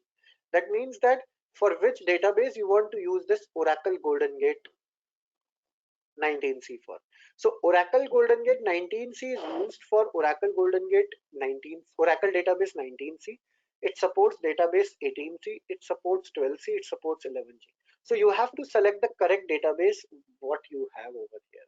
The reason being Oracle GoldenGate uses the libraries of database. So that is why you need to select the correct database. Now remember one thing, from 21C this requirement is no longer there. You have got unified build over there. So you don't need to select this binary, this option if you are using 21C. But in 19C or before, when you install GoldenGate, it asks you which database you want to use this GoldenGate for. So you have to select the correct database. So if your Oracle database is 19C, select 19C. If it is 18C, select 18C. Now because our database is 12C, so we are going to use 12C. Ours is 12.2, right? So we are going to use this 12.2.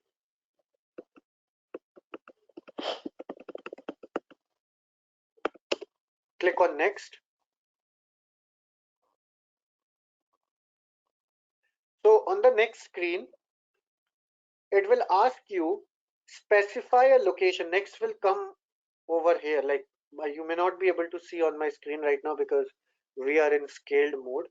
So it is kind of hidden. So I'm using tab, but when you do it normally, it will give you back or next or cancel option. Okay. Now specify a location to install this Oracle GoldenGate. Now, as I mentioned, you need to identify the location where you want to install this GoldenGate. So we'll install GoldenGate in this location. U01 app Oracle product or cd / U01 app Oracle product. Here I'll create one directory called as OGG_SRC. Okay, I'm going to create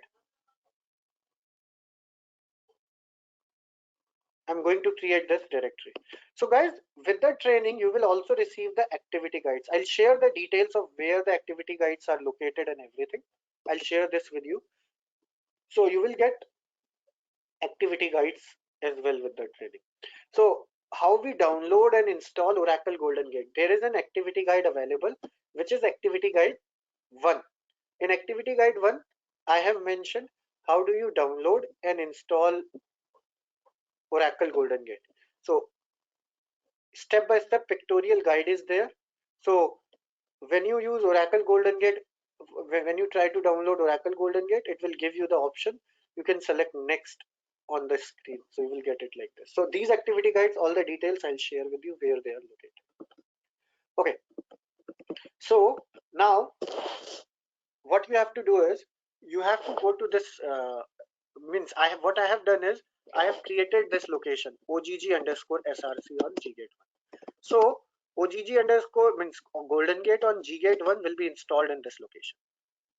So what we'll do, we'll select this location and provide this location that GoldenGate will be installed over here.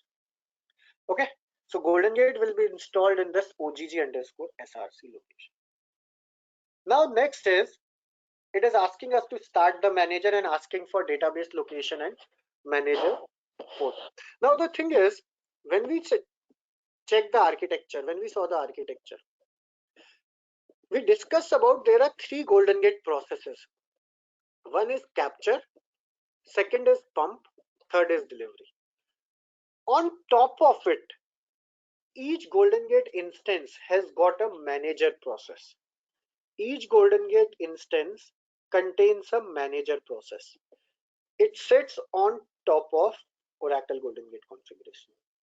So what manager process, as the name suggests, it manages the Oracle GoldenGate environment for you. So manager process runs on a port. It requires a port to run on and ensure that nothing else is running on the port which you have specified.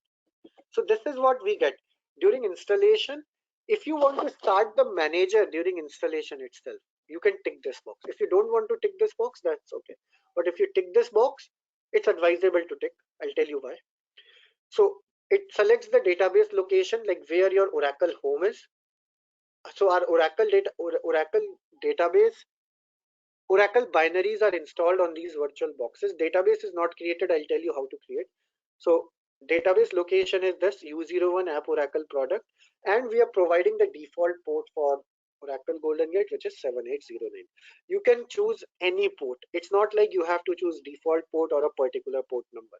You can choose any port, but just ensure nothing else is running on that port. You can choose any port like 8000, 8009. We are choosing default port is 7809. Okay, click on next.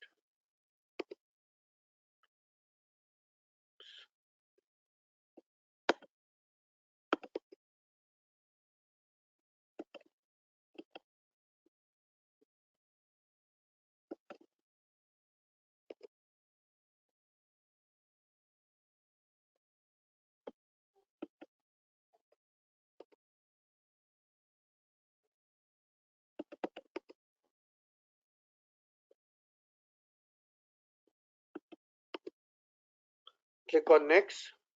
So it will take you to the next screen. Once it takes you to the next screen, okay, it asks you to save the response file. Like this, it will ask you to save the response file. So if you want to do the silent installation, it is possible for you to do the silent installation as well of this. If you don't want to do the silent installation, that's okay. So in some environments, silent installation is not permitted. So if you want to use silent installation, if you want to do silent installation, you can save this response file and edit it accordingly and use this response file. Okay. So I'm going to not save this response file and click on next. Okay, this is save response file. This is back. I'll click on next. Oops. Oh, I cannot see that window, so that's why.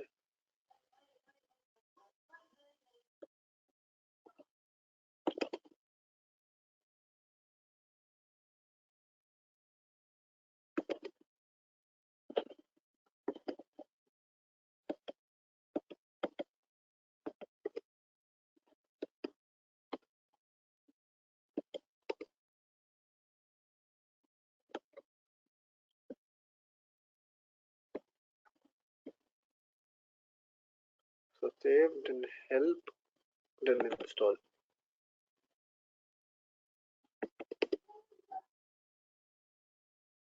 I'm just using tab because I also cannot see because of this scaled thing, right? We discussed at the starting. How is it possible to?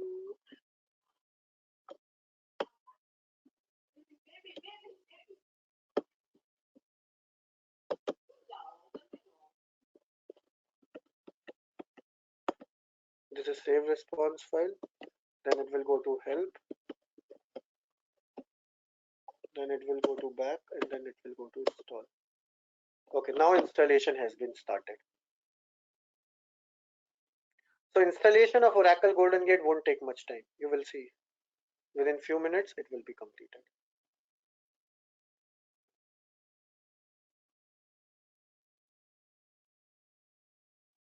2 to 5 minutes. Similarly, you can do the installation on GGate 2 as well. So I'll go to welcome one. So here, but I want to show you one thing. So I'll show you the difference between the two. So I'll go to where my binaries are located, /home /Oracle /softwares. So yeah, Silvani, you had a question you can ask in the meanwhile. I proceed with the installation over here. I'll unzip it. You can ask your query. You had a question.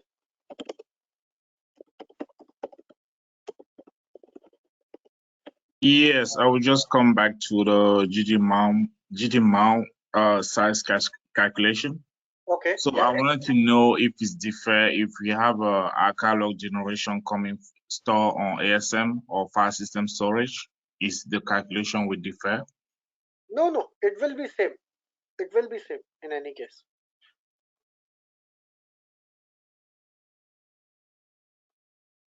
So see, amount of archive which will be generated will always remain same wherever you store it, right?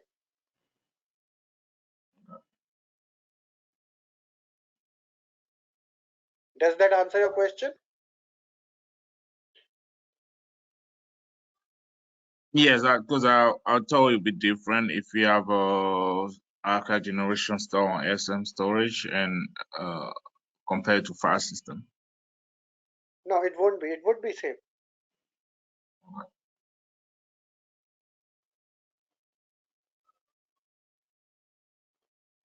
So on GGate 2, it is getting unzipped. And I also discussed about different options to install Oracle GoldenGate, like do you have to install GoldenGate on both the servers or how it would be. I'll discuss about that. So installation of Oracle GoldenGate on GGate 1 is successful. You see this? So if you do ls-lart over here on OGG on GGate 1, on GGate 2 binaries are getting unzipped, so I haven't started. But on GGate 1, if you see, the installation is now successful. So if you go to this location where we have installed, if you do ls-lart, you can see different directories being created. So how do you log into GoldenGate? So under GoldenGate home, you have got GGSCI. GGSCI, as I mentioned, it stands for GoldenGate Software Command Line Interface. So it is command line of Oracle GoldenGate Classic Architecture. So GGSCI, so to check what all GoldenGate processes are present over here, you run the command info all. Info all gives you the information about all the processes running in a GoldenGate instance. So I see that manager process is there, but it is running. How come? How come this manager process is running? Can anyone answer this for me?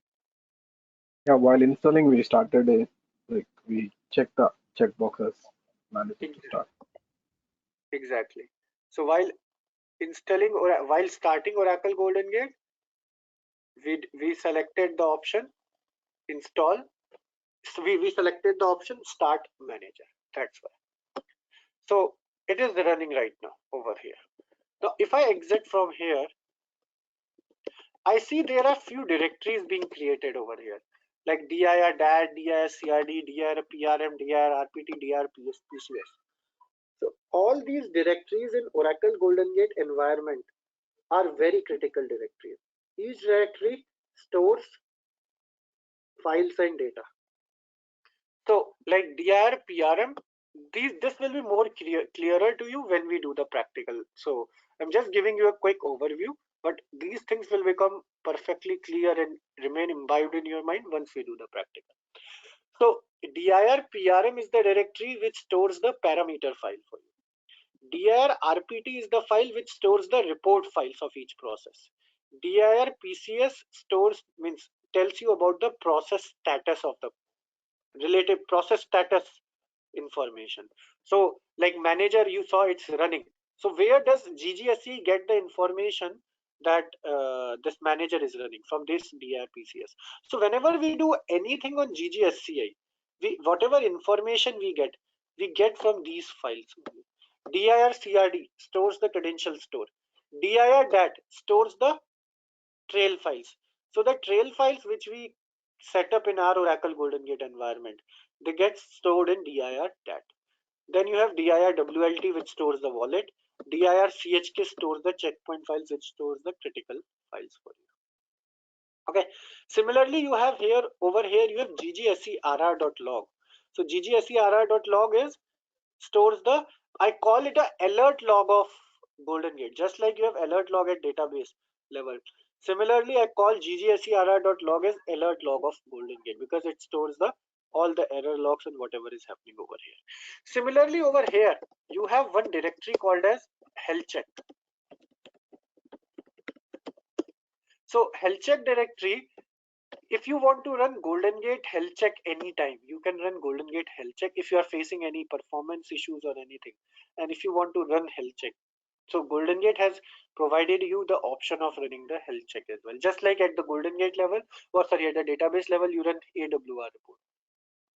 Similarly, you can run health check. So it gives you some recommendations as well. So you need to first install it, then run it, and then if you want to uninstall, you can uninstall it because it creates some few objects at the database level. Okay, so this is how your directories look like. Now let me go to GGate 2. Okay, on GGate 2, what I am doing right now is I have unzipped this folder to this. So go to FBO GGS Linux, go to disk 1. Now run installer.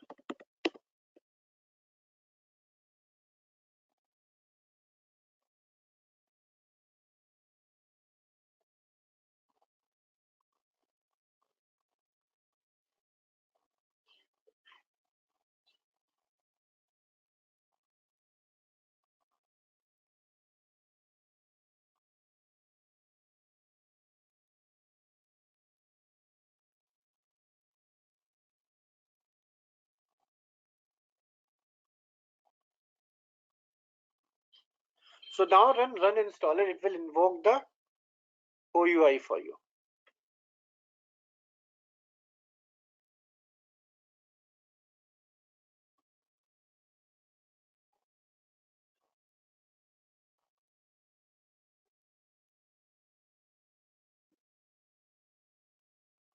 Okay, now again here, which option will we select? Can anyone tell me? Should I select Oracle GoldenGate for Oracle database 19C, 18C or 12C? Which one should I select? 12C, Oracle 12C. Because we have Oracle database 12C. So guys, one thing I want you to test is like, what happens if you select this 19C? Means when you are practicing, install Oracle GoldenGate using this, select this option, Oracle database 19C option, and see what happens. You can uninstall this easily. How to do uninstall is don't remove it. There is a deinstall utility available in if you ever have to deinstall GoldenGate. So there is a deinstall folder in deinstall. There is deinstall utility present in deinstall folder under GoldenGate Home. So if you do go to deinstall folder under GoldenGate Home, you will find this deinstall.sh. So run this deinstall.sh if anytime you have to deinstall Oracle GoldenGate.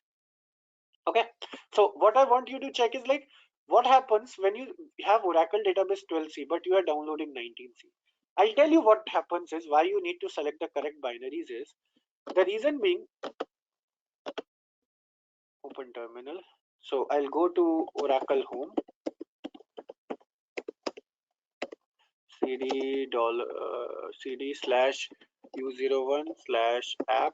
We haven't installed database yet. I'll tell you we'll install database. u01 app Oracle product 12.2. Okay, now here we'll go to lib. So what GoldenGate does is it uses the database libraries while logging. So libraries of like 19C and 12CR or 18C or 11G are different. Like if you see talk about this libocci.so.12.1 for 19C database, the binaries will be different. They will be 19.1. Similarly, it's same. So what happens is GoldenGate looks for same binary for the database for which you have installed GoldenGate for. If it doesn't matches, it doesn't work. So that's why you need to select the correct binary. So I'll go to GGate 2, select Oracle database 12C, click next.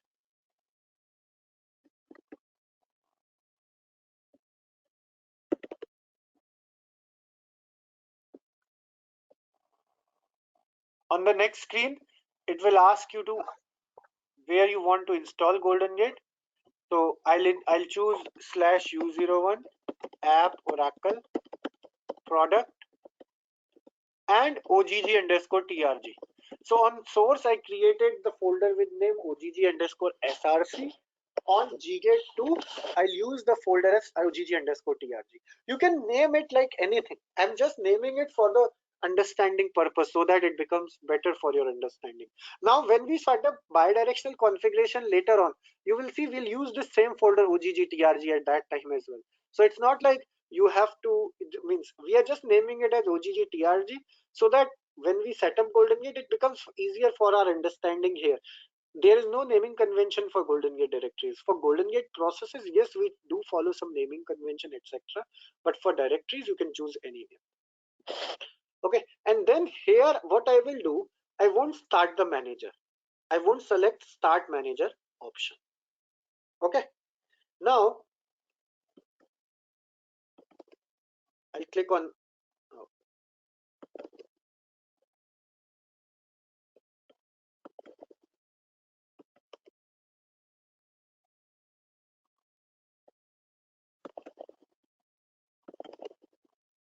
install.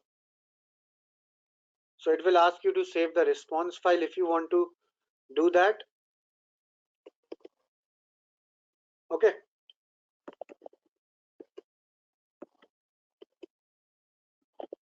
If you want to save the response file, you can save and do the silent installation.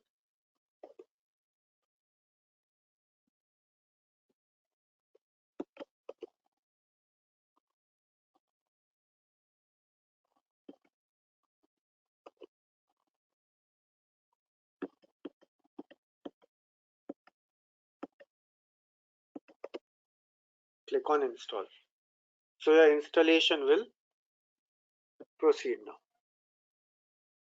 Your installation will proceed now. So the installation of Oracle GoldenGate will be successful now. Should be successful now once it is 100%. So you'll see it prepare the binaries, then copy link, copy the files, then link the binaries, and then do the setup. Now the question comes, how do you install GoldenGate in RAC environment? So in RAC environment, you install GoldenGate on ACFS. You can define ACFS, and in ACFS, what happens is there are two options to do that. One is if it's say for example it's 2 node or 3 node rack. So what happens is you will have to do, it is recommended to do the separate installation on each node. GoldenGate runs only from one node in rack. Other 2 node will share the binaries. Other option is when you install GoldenGate on rack, you install it on shared location. But recommended is you install it on individual node and share the directories, whatever directories we discuss, you share those directories on shared location, shared drive. Okay, so we have installed GoldenGate now.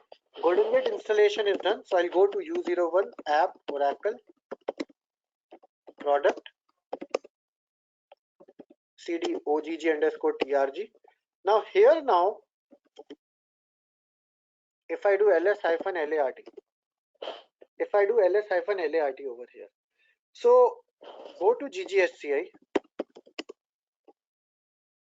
When I do info all, I see manager is stopped over here. Why? Because I didn't choose the option to start the manager during installation. So that's why manager is stopped over here.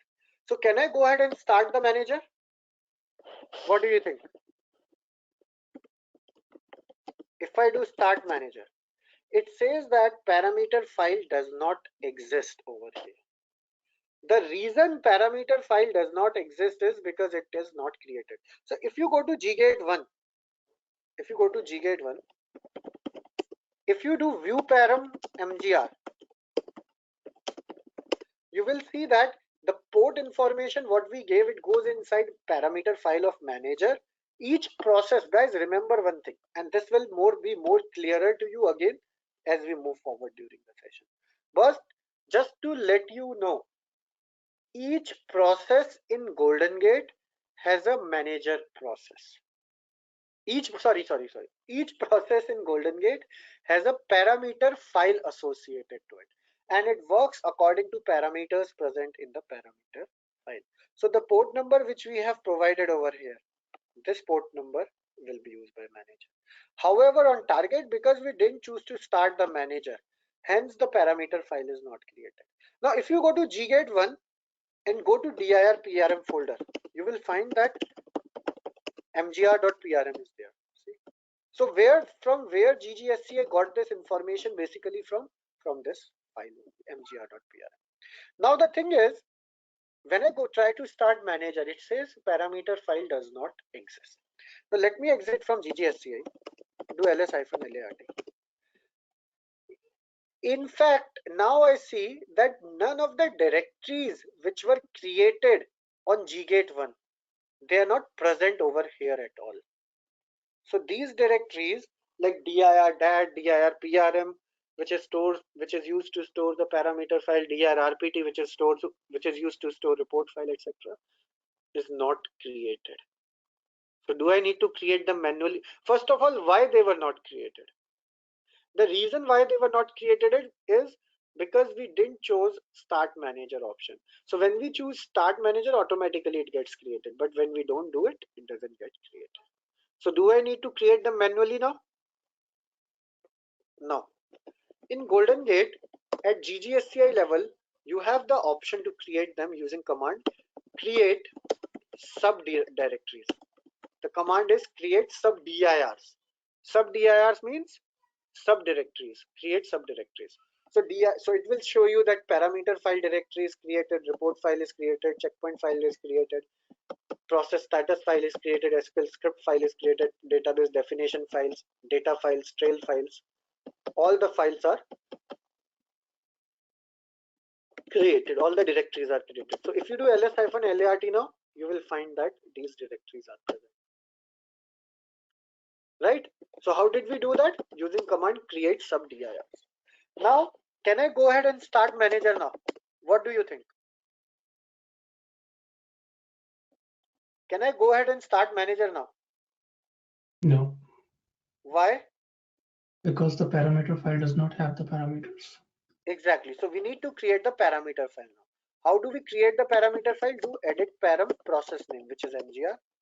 Provide port and port number on which this manager would run on. So you can give the same port number on both source and target. I am giving the separate port number for source and target. I will run source manager on 7809, target on 7810. They can be run on same port, any port is okay, because these are two different servers. But I'm choosing different port number just to show you for later purpose how these ports are used, so that you don't get confused. Save and close. Okay, now you can go ahead and start manager. Start mgr. Do info all. So your manager is running. So your GoldenGate installation is now done and successful. GoldenGate installation is now done and successful. So now, what are different options to install Oracle GoldenGate? Like we installed GoldenGate on GGate1 and GGate2 separately. Now, what are the different options to install Oracle GoldenGate? Where should we install Oracle GoldenGate? The question comes, like, is it mandatory to install GoldenGate on both GGate1 and GGate2 like we did? Is it mandatory? Or you must have heard the term, or you must have heard this term GoldenGate Hub recently. So what is that GoldenGate Hub? What it does? How it is used? How GoldenGate is used? We'll discuss about that. So what are different options to install Oracle GoldenGate? So different options to install Oracle GoldenGate include install Oracle GoldenGate to GoldenGate on both GGate1 and GGate2 for local capture and local apply. This is what we are doing. So here local capture, let me tell you the terms first of all, that will make the understanding better. Okay. So what do we mean by local capture? So there are four terms being used: local capture, local apply, remote capture, and remote apply. What is the difference and what does this mean? So local capture means GG extract process resides on same server as database server. So GG extract process is going to capture the data from the database residing on same server where GoldenGate is installed. Same way, local apply means GG replicate process reside on same server as database server where it is going to apply the data to.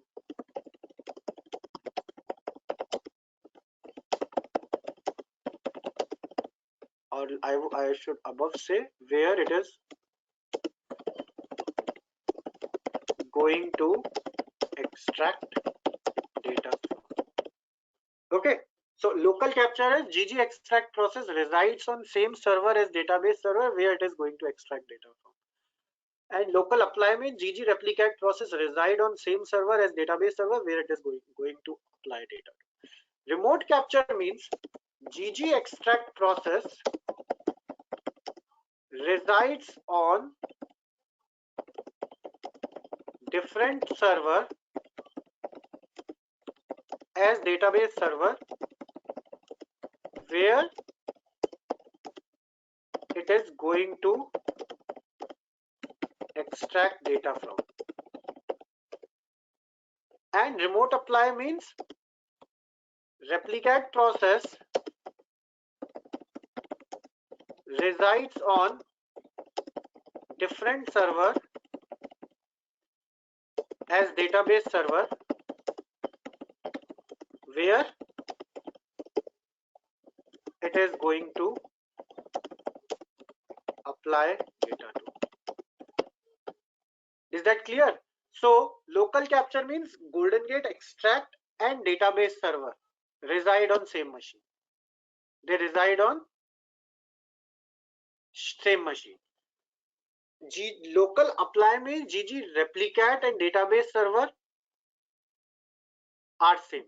Remote capture means GG extract server and database server are different. And remote apply also means GG replicate and GG apply server are different. So what are different options to install Oracle GoldenGate? So different options to install Oracle GoldenGate include install GoldenGate on GGate 1 for local capture and GGate 2 for local apply. This is what we are doing right now in our environment, right? So what we are doing right now is we have installed GoldenGate on GGate 1. So we have or we will have local databases on GGate 1 and GGate 2. So on GGate 1, that database on GGate 1 will act as source and the database on GGate 2 will act as target. So we have installed GoldenGate on GGate 1. From there we'll extract the data, and on GGate 2 we have installed GoldenGate where our replicate will be created and we'll apply the data to. That is first option. Second option is install GoldenGate on GGate 1, which will capture the data locally from GGate 1 database and apply to GGate 2 database remotely. So in first option, we have two GoldenGate installations, one on GGate 1 and second on GGate 2.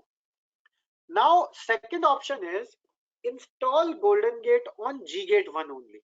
So there will only be one GoldenGate installation.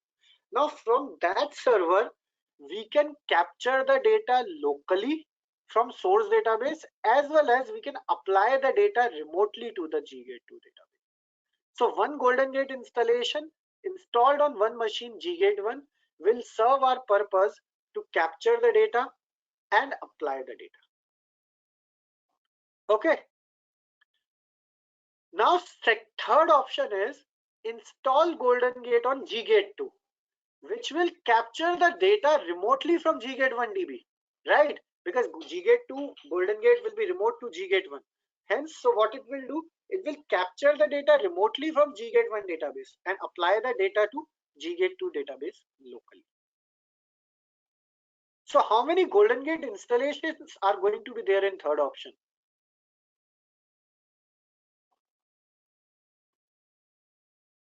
1. 1, because it is only installed on GGate 2 and that is serving the purpose of capturing the data from GGate 1 database, but it is remote. So it will be called as remote capture, but do the local apply. Fourth option is install GoldenGate on intermediate server, for example GGate 3, which will capture the data remotely from GGate 1 and apply the data remotely on GGate 2. So in the first option, it is local capture, local apply. In second option, it is local capture, remote apply. In third option, it's remote capture, local apply. In fourth option, what we are trying to achieve is we are trying to do remote capture as well as remote apply. So what we are going to do, we are not going to install GoldenGate on GGate 1 or GGate 2. Instead of that, we are using or we are asking for an intermediate server, which is GGate 3. Now that is going to capture the data remotely from GGate 1 and apply the data to GGate 2 remotely. So again, how many installation in fourth option? How many installation do we need in fourth option? 1. 1, absolutely 1. So this second, third and fourth option, you can call it as GoldenGate Hub. What does hub means is you have one central GoldenGate which is connecting to one or more source and one or more target. So one installation of GoldenGate is serving the purpose of replication for extracting the data from multiple source, one or multiple source database and applying the data to one or multiple target databases. So second, third and fourth are hub option, GoldenGate hub option. Now fifth option is you install GoldenGate on intermediate server, example GGate 3, which will capture the data remotely from GGate 1. So now consider a scenario. I'll give you one scenario like you have got two different clients in two different zones. Okay. Now they cannot use same intermediate server, just like you are using in fourth option. So their intermediate server or their servers will reside on different their zones. So you cannot use same intermediate server. So this is what we are doing in fifth option. Consider you have two different clients. So another option is you use intermediate server. You have an intermediate server for GGate 1. You install GoldenGate on that server, which will capture the data remotely from GGate 1 and install GoldenGate on GGate 2 as well for local apply. So you are doing remote capture in fifth option, but remote capture is done by installing Oracle GoldenGate on intermediate server. But for GGate 2, you are doing local apply by installing GoldenGate locally. Is that clear?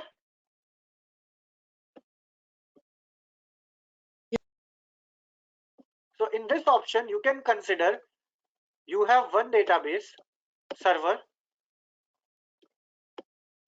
This is database server. This is GoldenGate server. What you are using? You have installed GoldenGate over here, which will connect to the database. And then this is GGate 2, where database and GoldenGate both are installed. So GoldenGate will send the data over here. So this is this GoldenGate is capturing the data from here for GGate 1. But for target, it is sending the data to GGate 2. Here GGate 2 will have its own GoldenGate. Okay. Okay. Now last option is, how do I remove this drawing from here? Erase all drawing. Okay. Now what is sixth last option? So how many GoldenGate installation do you think we need in fifth option? 2. 2. Exactly 2. Now the sixth option is install GoldenGate on GGate 1, which will capture the data locally from GGate 1, but install GoldenGate on intermediate server, which will apply the data remotely to GGate 2. So install GoldenGate on GGate 1, okay, which is going to capture the data locally from GGate 1 So we are doing local capture, but remote apply by using an intermediate server like GGate 3, install GoldenGate over there and apply the data remotely to GGate 2. So in this case, like you have intermediate server on target, one server on source, intermediate server on target. GoldenGate is installed on that, and then you are using GoldenGate to do the local capture but remote apply. So how many GoldenGate installations are going to do over here? 2. So performance wise, for best performance results, which option do you think is best out of these 6 options? For optimal performance, like minimum lag, which option would be best? Local capture, local apply. Absolutely. Local option number 1 for performance efficiency. Option number 1 is best when you do local capture and local apply, because when you do remote capture, in that case, what happens is, in that case, you GoldenGate claims like it is network dependent. So in that case, if network issues comes, there will be lag. Now another question is, for maintenance wise, for easy maintenance, which option do you think is good? First, second, or third? Sorry, first, second, third, fourth, or fifth, or sixth? For maintenance wise, easy to maintain. Fourth, hub server. Which one? One is hub server. Remote capture, remote apply. So hub server, No. absolutely. So you can choose either second, third, or fourth one. That is best option for maintenance purpose, because one GoldenGate installation can serve the purpose of multiple GoldenGate installation. Any question on this? Anyone? So we'll be discussing during this training local capture and local apply, but all these things will be clearer to you during this session. Everything will be clearer, like how do you perform how will you perform this local capture or remote capture. We'll discuss everything. All these things will be clear to you. Okay, one more thing, let me tell you now.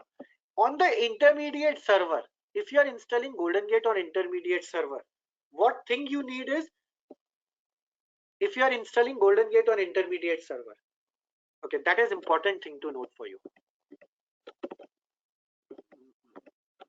Okay, so when installing GoldenGate on intermediate server,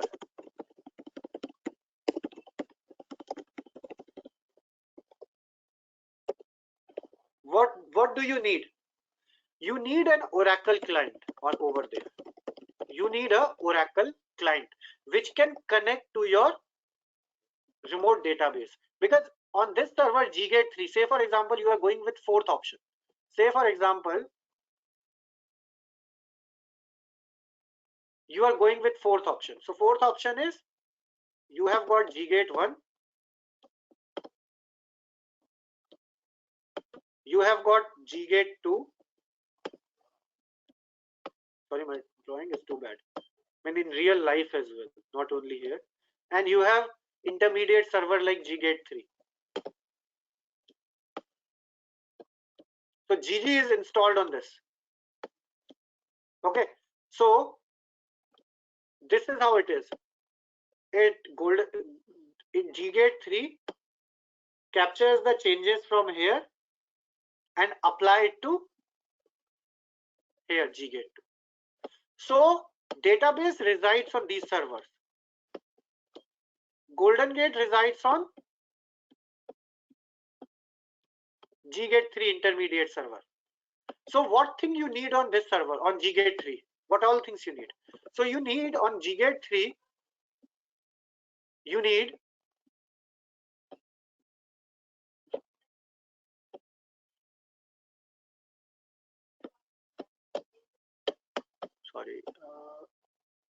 normal. Okay, on GGate 3 you need Oracle client which can connect to your source database as well as target database. So you will need Oracle client over there So Oracle client could be any 12C, 19C. So when you do GoldenGate installation on this server, GoldenGate installation on intermediate server, so you have to select, so it asks for which GoldenGate, for which database you want to do this installation for. So at that moment you will provide the client installation details. So whatever the client version is, you will choose that version when you are installing GoldenGate on intermediate server. So on intermediate server you will need Oracle client. It could be 12C, 19C, 18C, whatever client you want to choose. And the GoldenGate installation, when you do, the option you have to choose is GoldenGate installation for Oracle database based on Oracle client version, because on that server then it will use the libraries of Oracle client. Okay, is that clear? Any question on this? So these are the different options to install GoldenGate.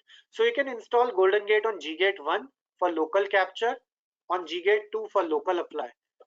Similarly, you can do remote capture or remote apply as well, whatever you want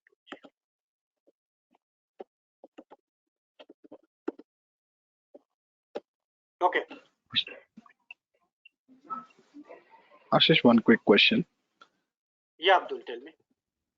With the help of GG Hub, are we avoiding any extra licensing cost? Because Okay, so that is very good point what you have put, Abdul.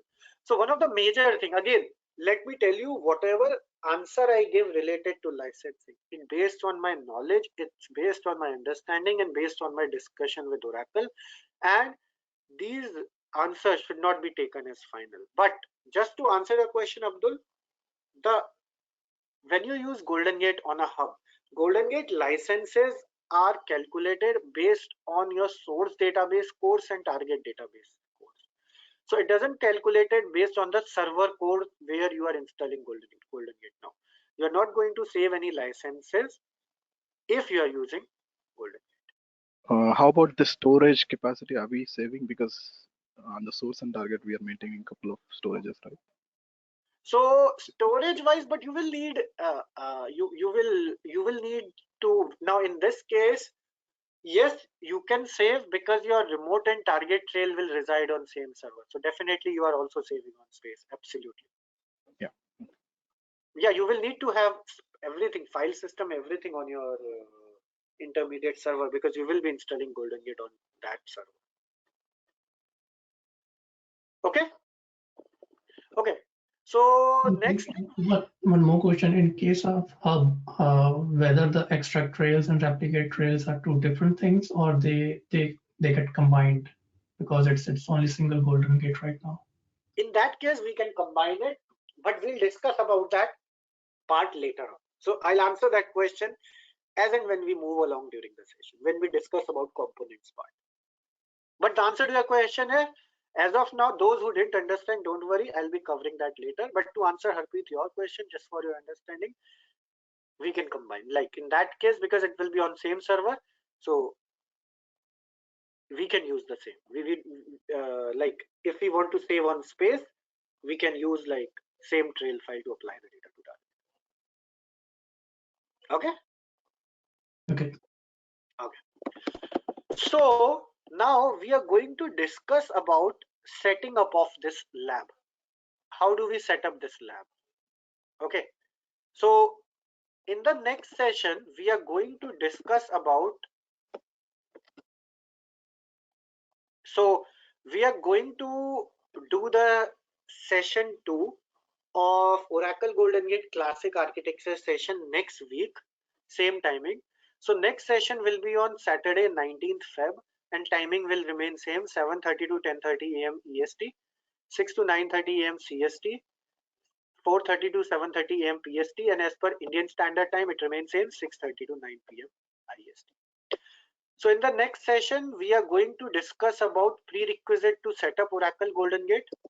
We'll discuss about what is supplemental logging and different types of supplemental logging, how process data flow, how to enable extract process, local trail creation, remote trail creation, data pump, and replicate process. So basically we'll be discussing about how to set up a replication.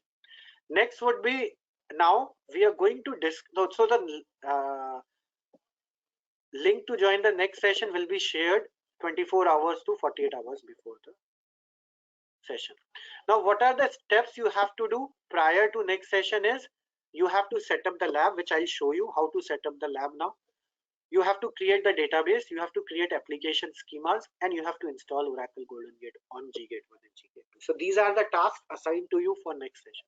So I'll show you now how to set up the lab, etc.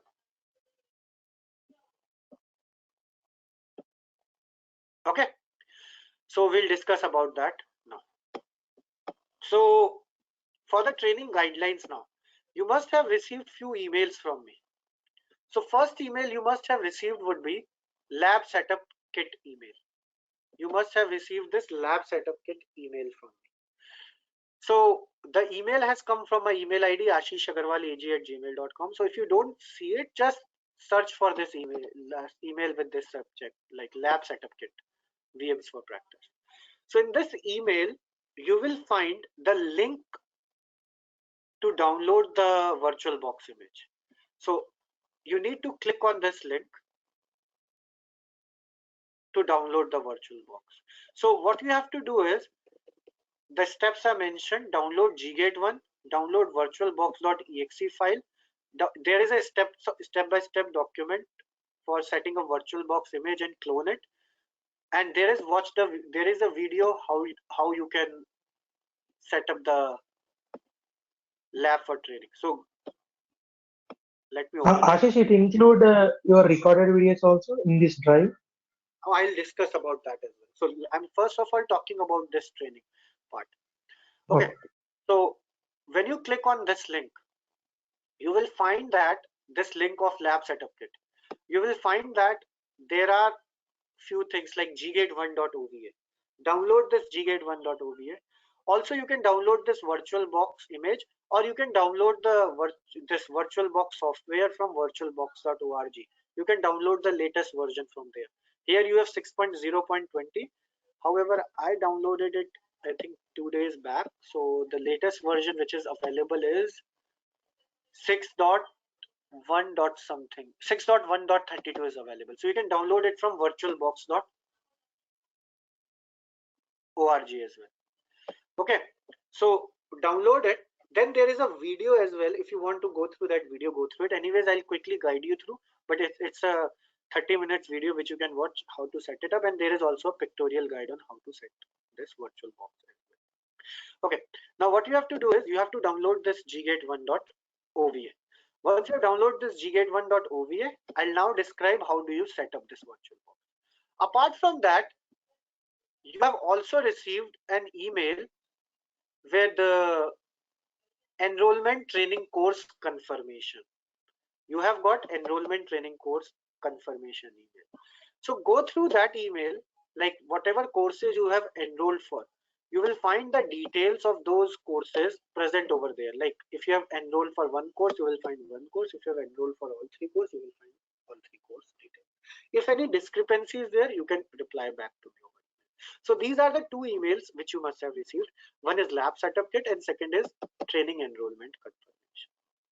Okay, now the recording of today's session will be uploaded in a drive.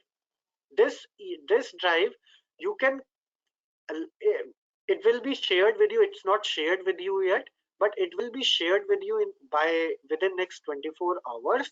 So what you can do, you can log into your drive.google.com based on the Gmail ID you shared during your registration. On that, go to drive.google.com and on left click on shared with me. Once you click on shared with me, you will find a folder called as latest classic weekend 22_02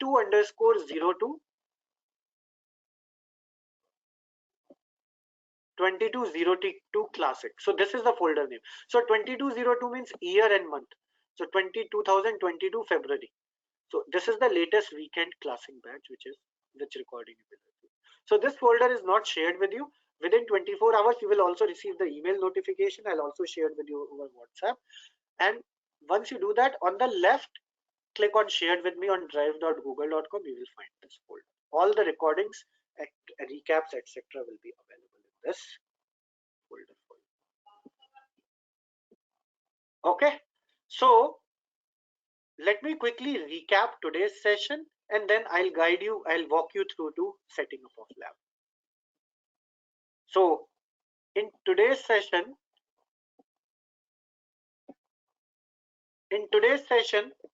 so what we discussed is, we discussed about introduction to Oracle GoldenGate. What is Oracle GoldenGate? Then we discussed about different types of architectures available. Then we discussed about what is GoldenGate Veridata. Veridata is a separate license product. Then we discussed about why Oracle GoldenGate, what are different types of extract processes and replicate processes available. Next, we discussed about like Oracle GoldenGate architecture, how data flow in GoldenGate.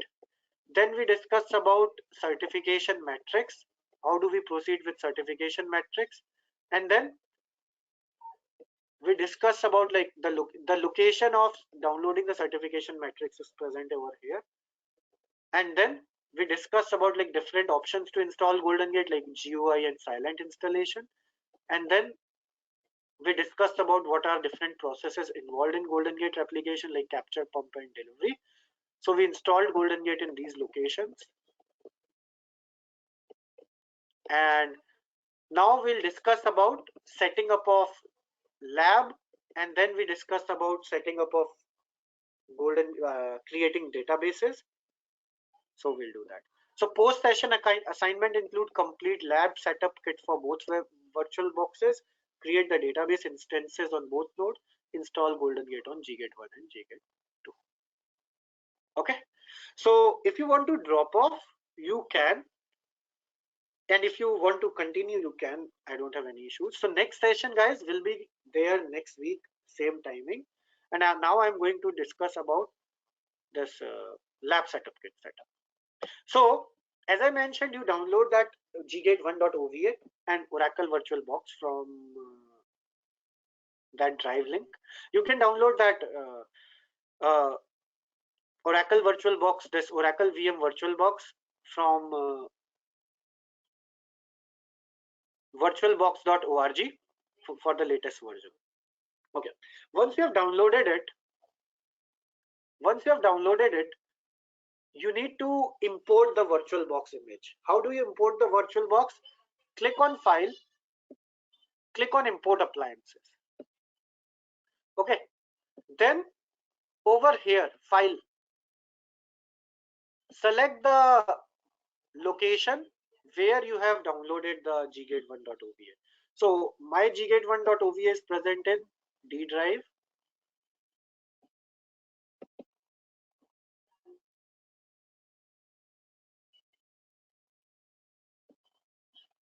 Under D drive, we have lab setup kit. So select the ggate1.ova. Okay, click on next. Then here you can select option like generate new MAC address if you want to do. Select the option generate new MAC address and then click on import. Your import will happen. So same steps are also mentioned in step-by-step pictorial guide what I mentioned. In this lab setup kit, there is, and in this video as well, and along with that, this step-by-step guide as well. So in this also, I have mentioned this these steps like how to import. Once you have imported it, once the VM GGate1 is imported, next step is to clone it. You need to clone it. So to clone it, remember, you need to have your VM down. Your GGate1 cannot be running. You cannot import, because importing the GGate1 first of all will take around 15 to 20 minutes. Once it is done, it will be in shutdown mode. So right click on it and click on clone. Once you clone it,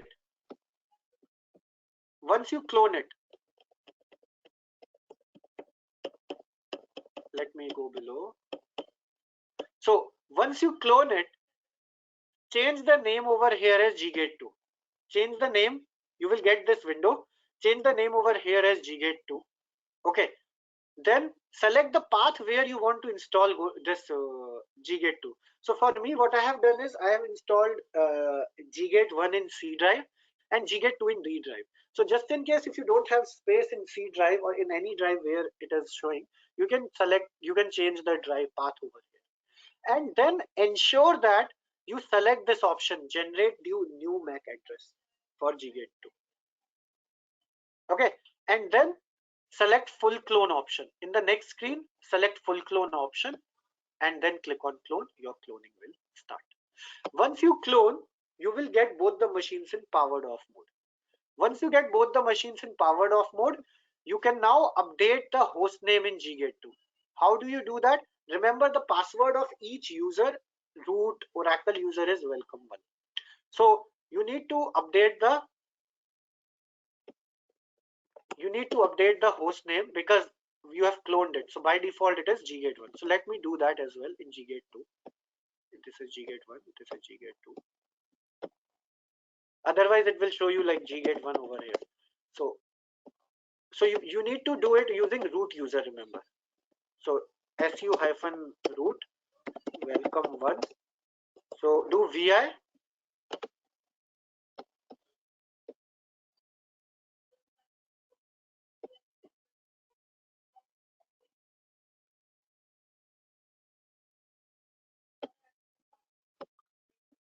vi/etc/sysconfig/network. So vi/etc/sysconfig/network. So here change the host name on GGate 2 only to GGate 2.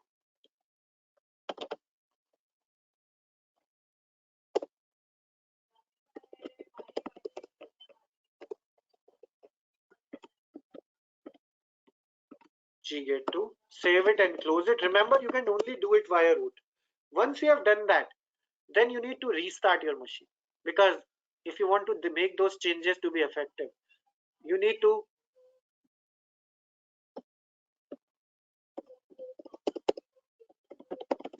restart it. How can you restart it? You can run init6 to restart it. Okay, so when you do init6, the machine will restart and your new name will be effective. So now your GGate 1 and GGate 2 will be ready. So next step is, once it is ready, next step is you need to change the host name. Sorry, you need to edit the /etc/host file to update with the correct IP address. So do ifconfig. So check ifconfig and see what IP address you have over here. So if you see, you will have ETH2 and ETH3 present over here. So select any IP out of these two. You can either use this 192.168.56.105 or 106. Anything is okay. So use your, now login as root again, and in vi/etc/host file, update the IP address of GGate 1 as 105. And for GGate 2 IP address, you need to log into GGate 2 and check the IP address from GGate 2. So ensure that the file of /etc/host on the content of /etc/host should be same on both GGate 1 as well as GGate 2.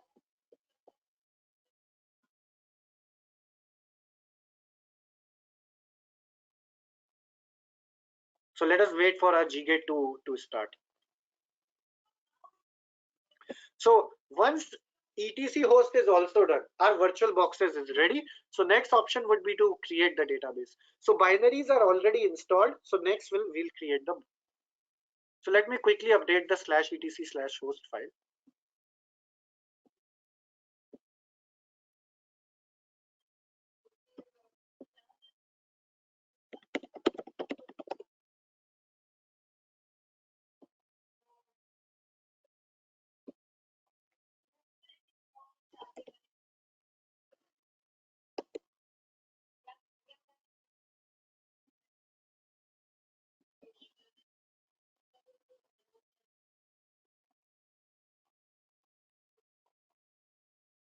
Okay, so now I'll check ifconfig of GGate 2. So the GGate2 IP address is 108, 107 or 108. You can choose any of the two. Okay, don't worry about ETH2 or ETH3. It could be any ETH number. Just check the IP address. It could be 107 or 108. So we'll use 107 for GGate2. You can choose any. It's not like you cannot. So save it and close it. Now you can try to ping GGate2 from GGate1. It is successful. Similarly on GGate, I will now copy cat/etc/host. I'll copy the content of this file and paste it over GGate2. su-vel-v1 bi/etc/host.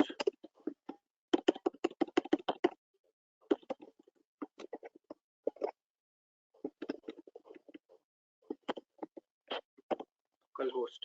Okay, so so you can try to ping GGate1 as well from GGate2. If it is successful, everything is fine. Yeah, it is successful.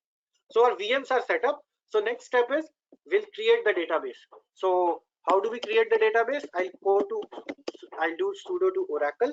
Once I do sudo to Oracle, I'll do cd/u01/u01 app Oracle product 12.2 and bin. Here I'll run DBC over here. So this is GGate2. Similarly, I can go to same location on GGate1 as well.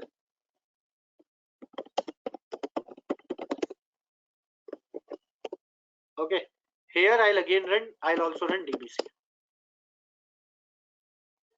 So we need to create the databases over here.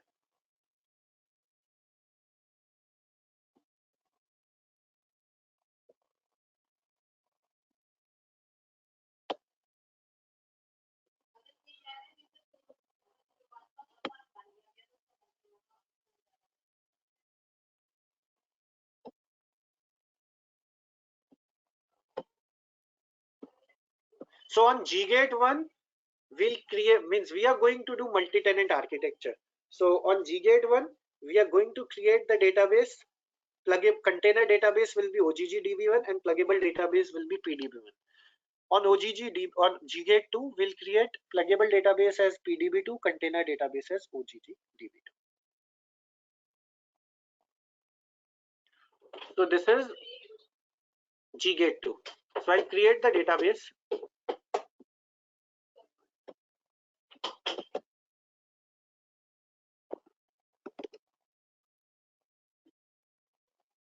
So I'll create the database over here.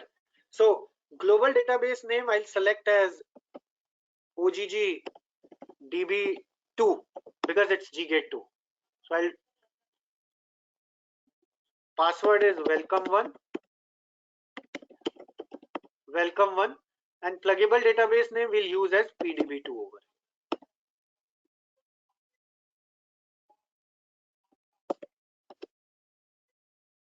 Click on next. It will validate for free space. So admin password does not match. Click on yes, no issues.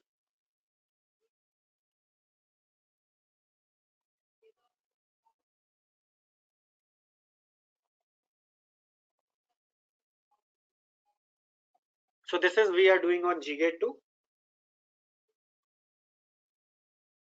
Okay, if you want to save this response file, you can do that. Otherwise, click on next.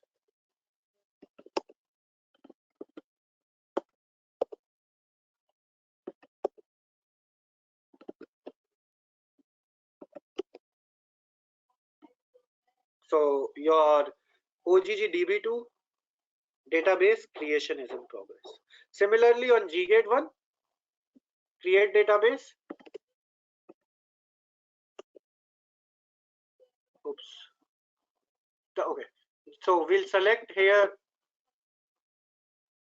the database name. Oops. Okay. So I'll select the database name as OGG DB1 over here. Password will be welcome1. QME1. Pluggable database name will be PDB1. If you don't want to create pluggable database, then deselect this option. But I would recommend you to do that. Click on yes.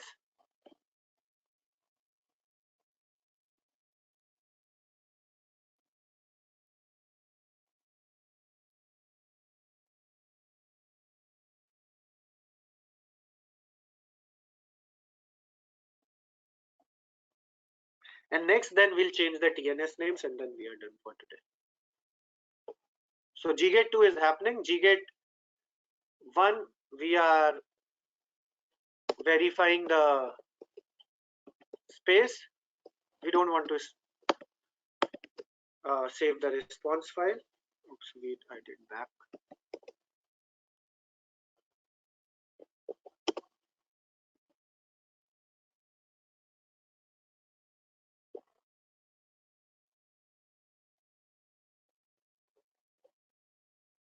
Actually, due to scaled mode, I am unable to see, and I'm not getting this.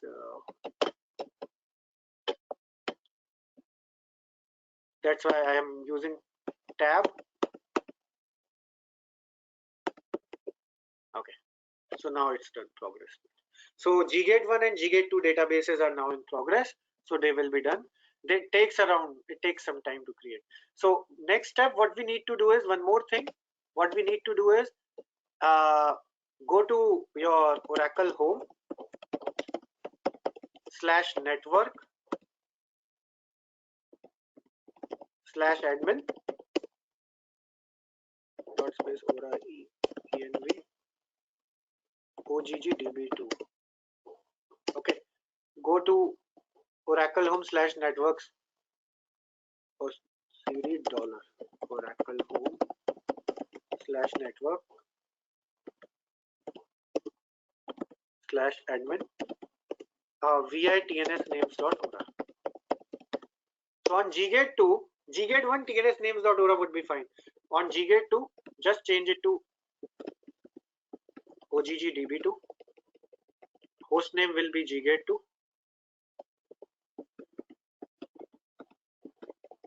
Change like these things, OGGDB2. So OGGDB2 is the database name, service name is OGGDB2, and server name is. So only this thing you have to do in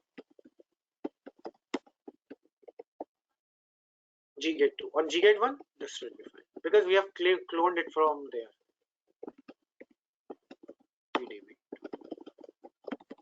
Okay, and then you can start your listener.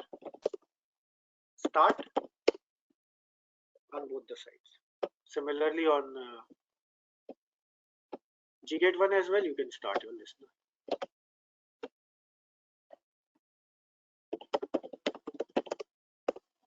LSNRCTL start. Okay, so you are done.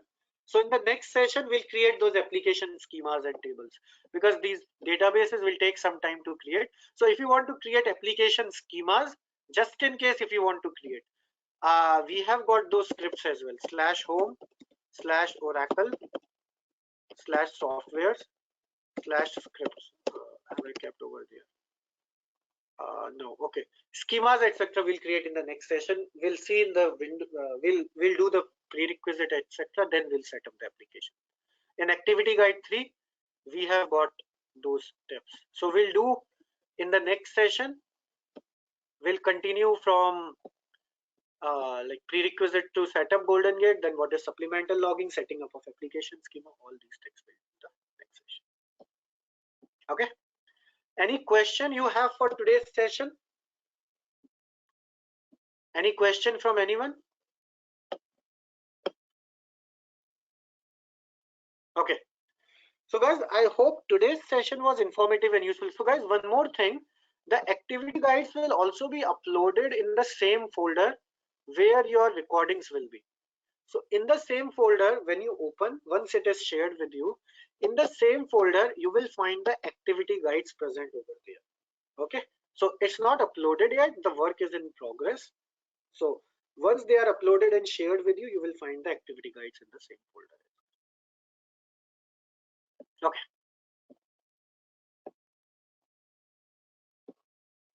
So any question from anyone? If no question is there, we can wrap up our session for today. So guys, I hope today's session was informative and useful and you were able to follow. How was it? Yeah, it was really nice. Thank you. Nice stuff. It's very nice. Good stuff, Ashish. Okay. So thank you everyone for joining today's session. And guys, if you have any doubts, any issues, any questions, feel free to reach out to me. Make most of your time. Like today you have time, tomorrow is Sunday. Make most of this time if you can. You have weekend as full weekdays as well. So anytime you are stuck, feel free to reach out to me. I am always there to help you out. Okay. Thank you, sir. Thank you, sir.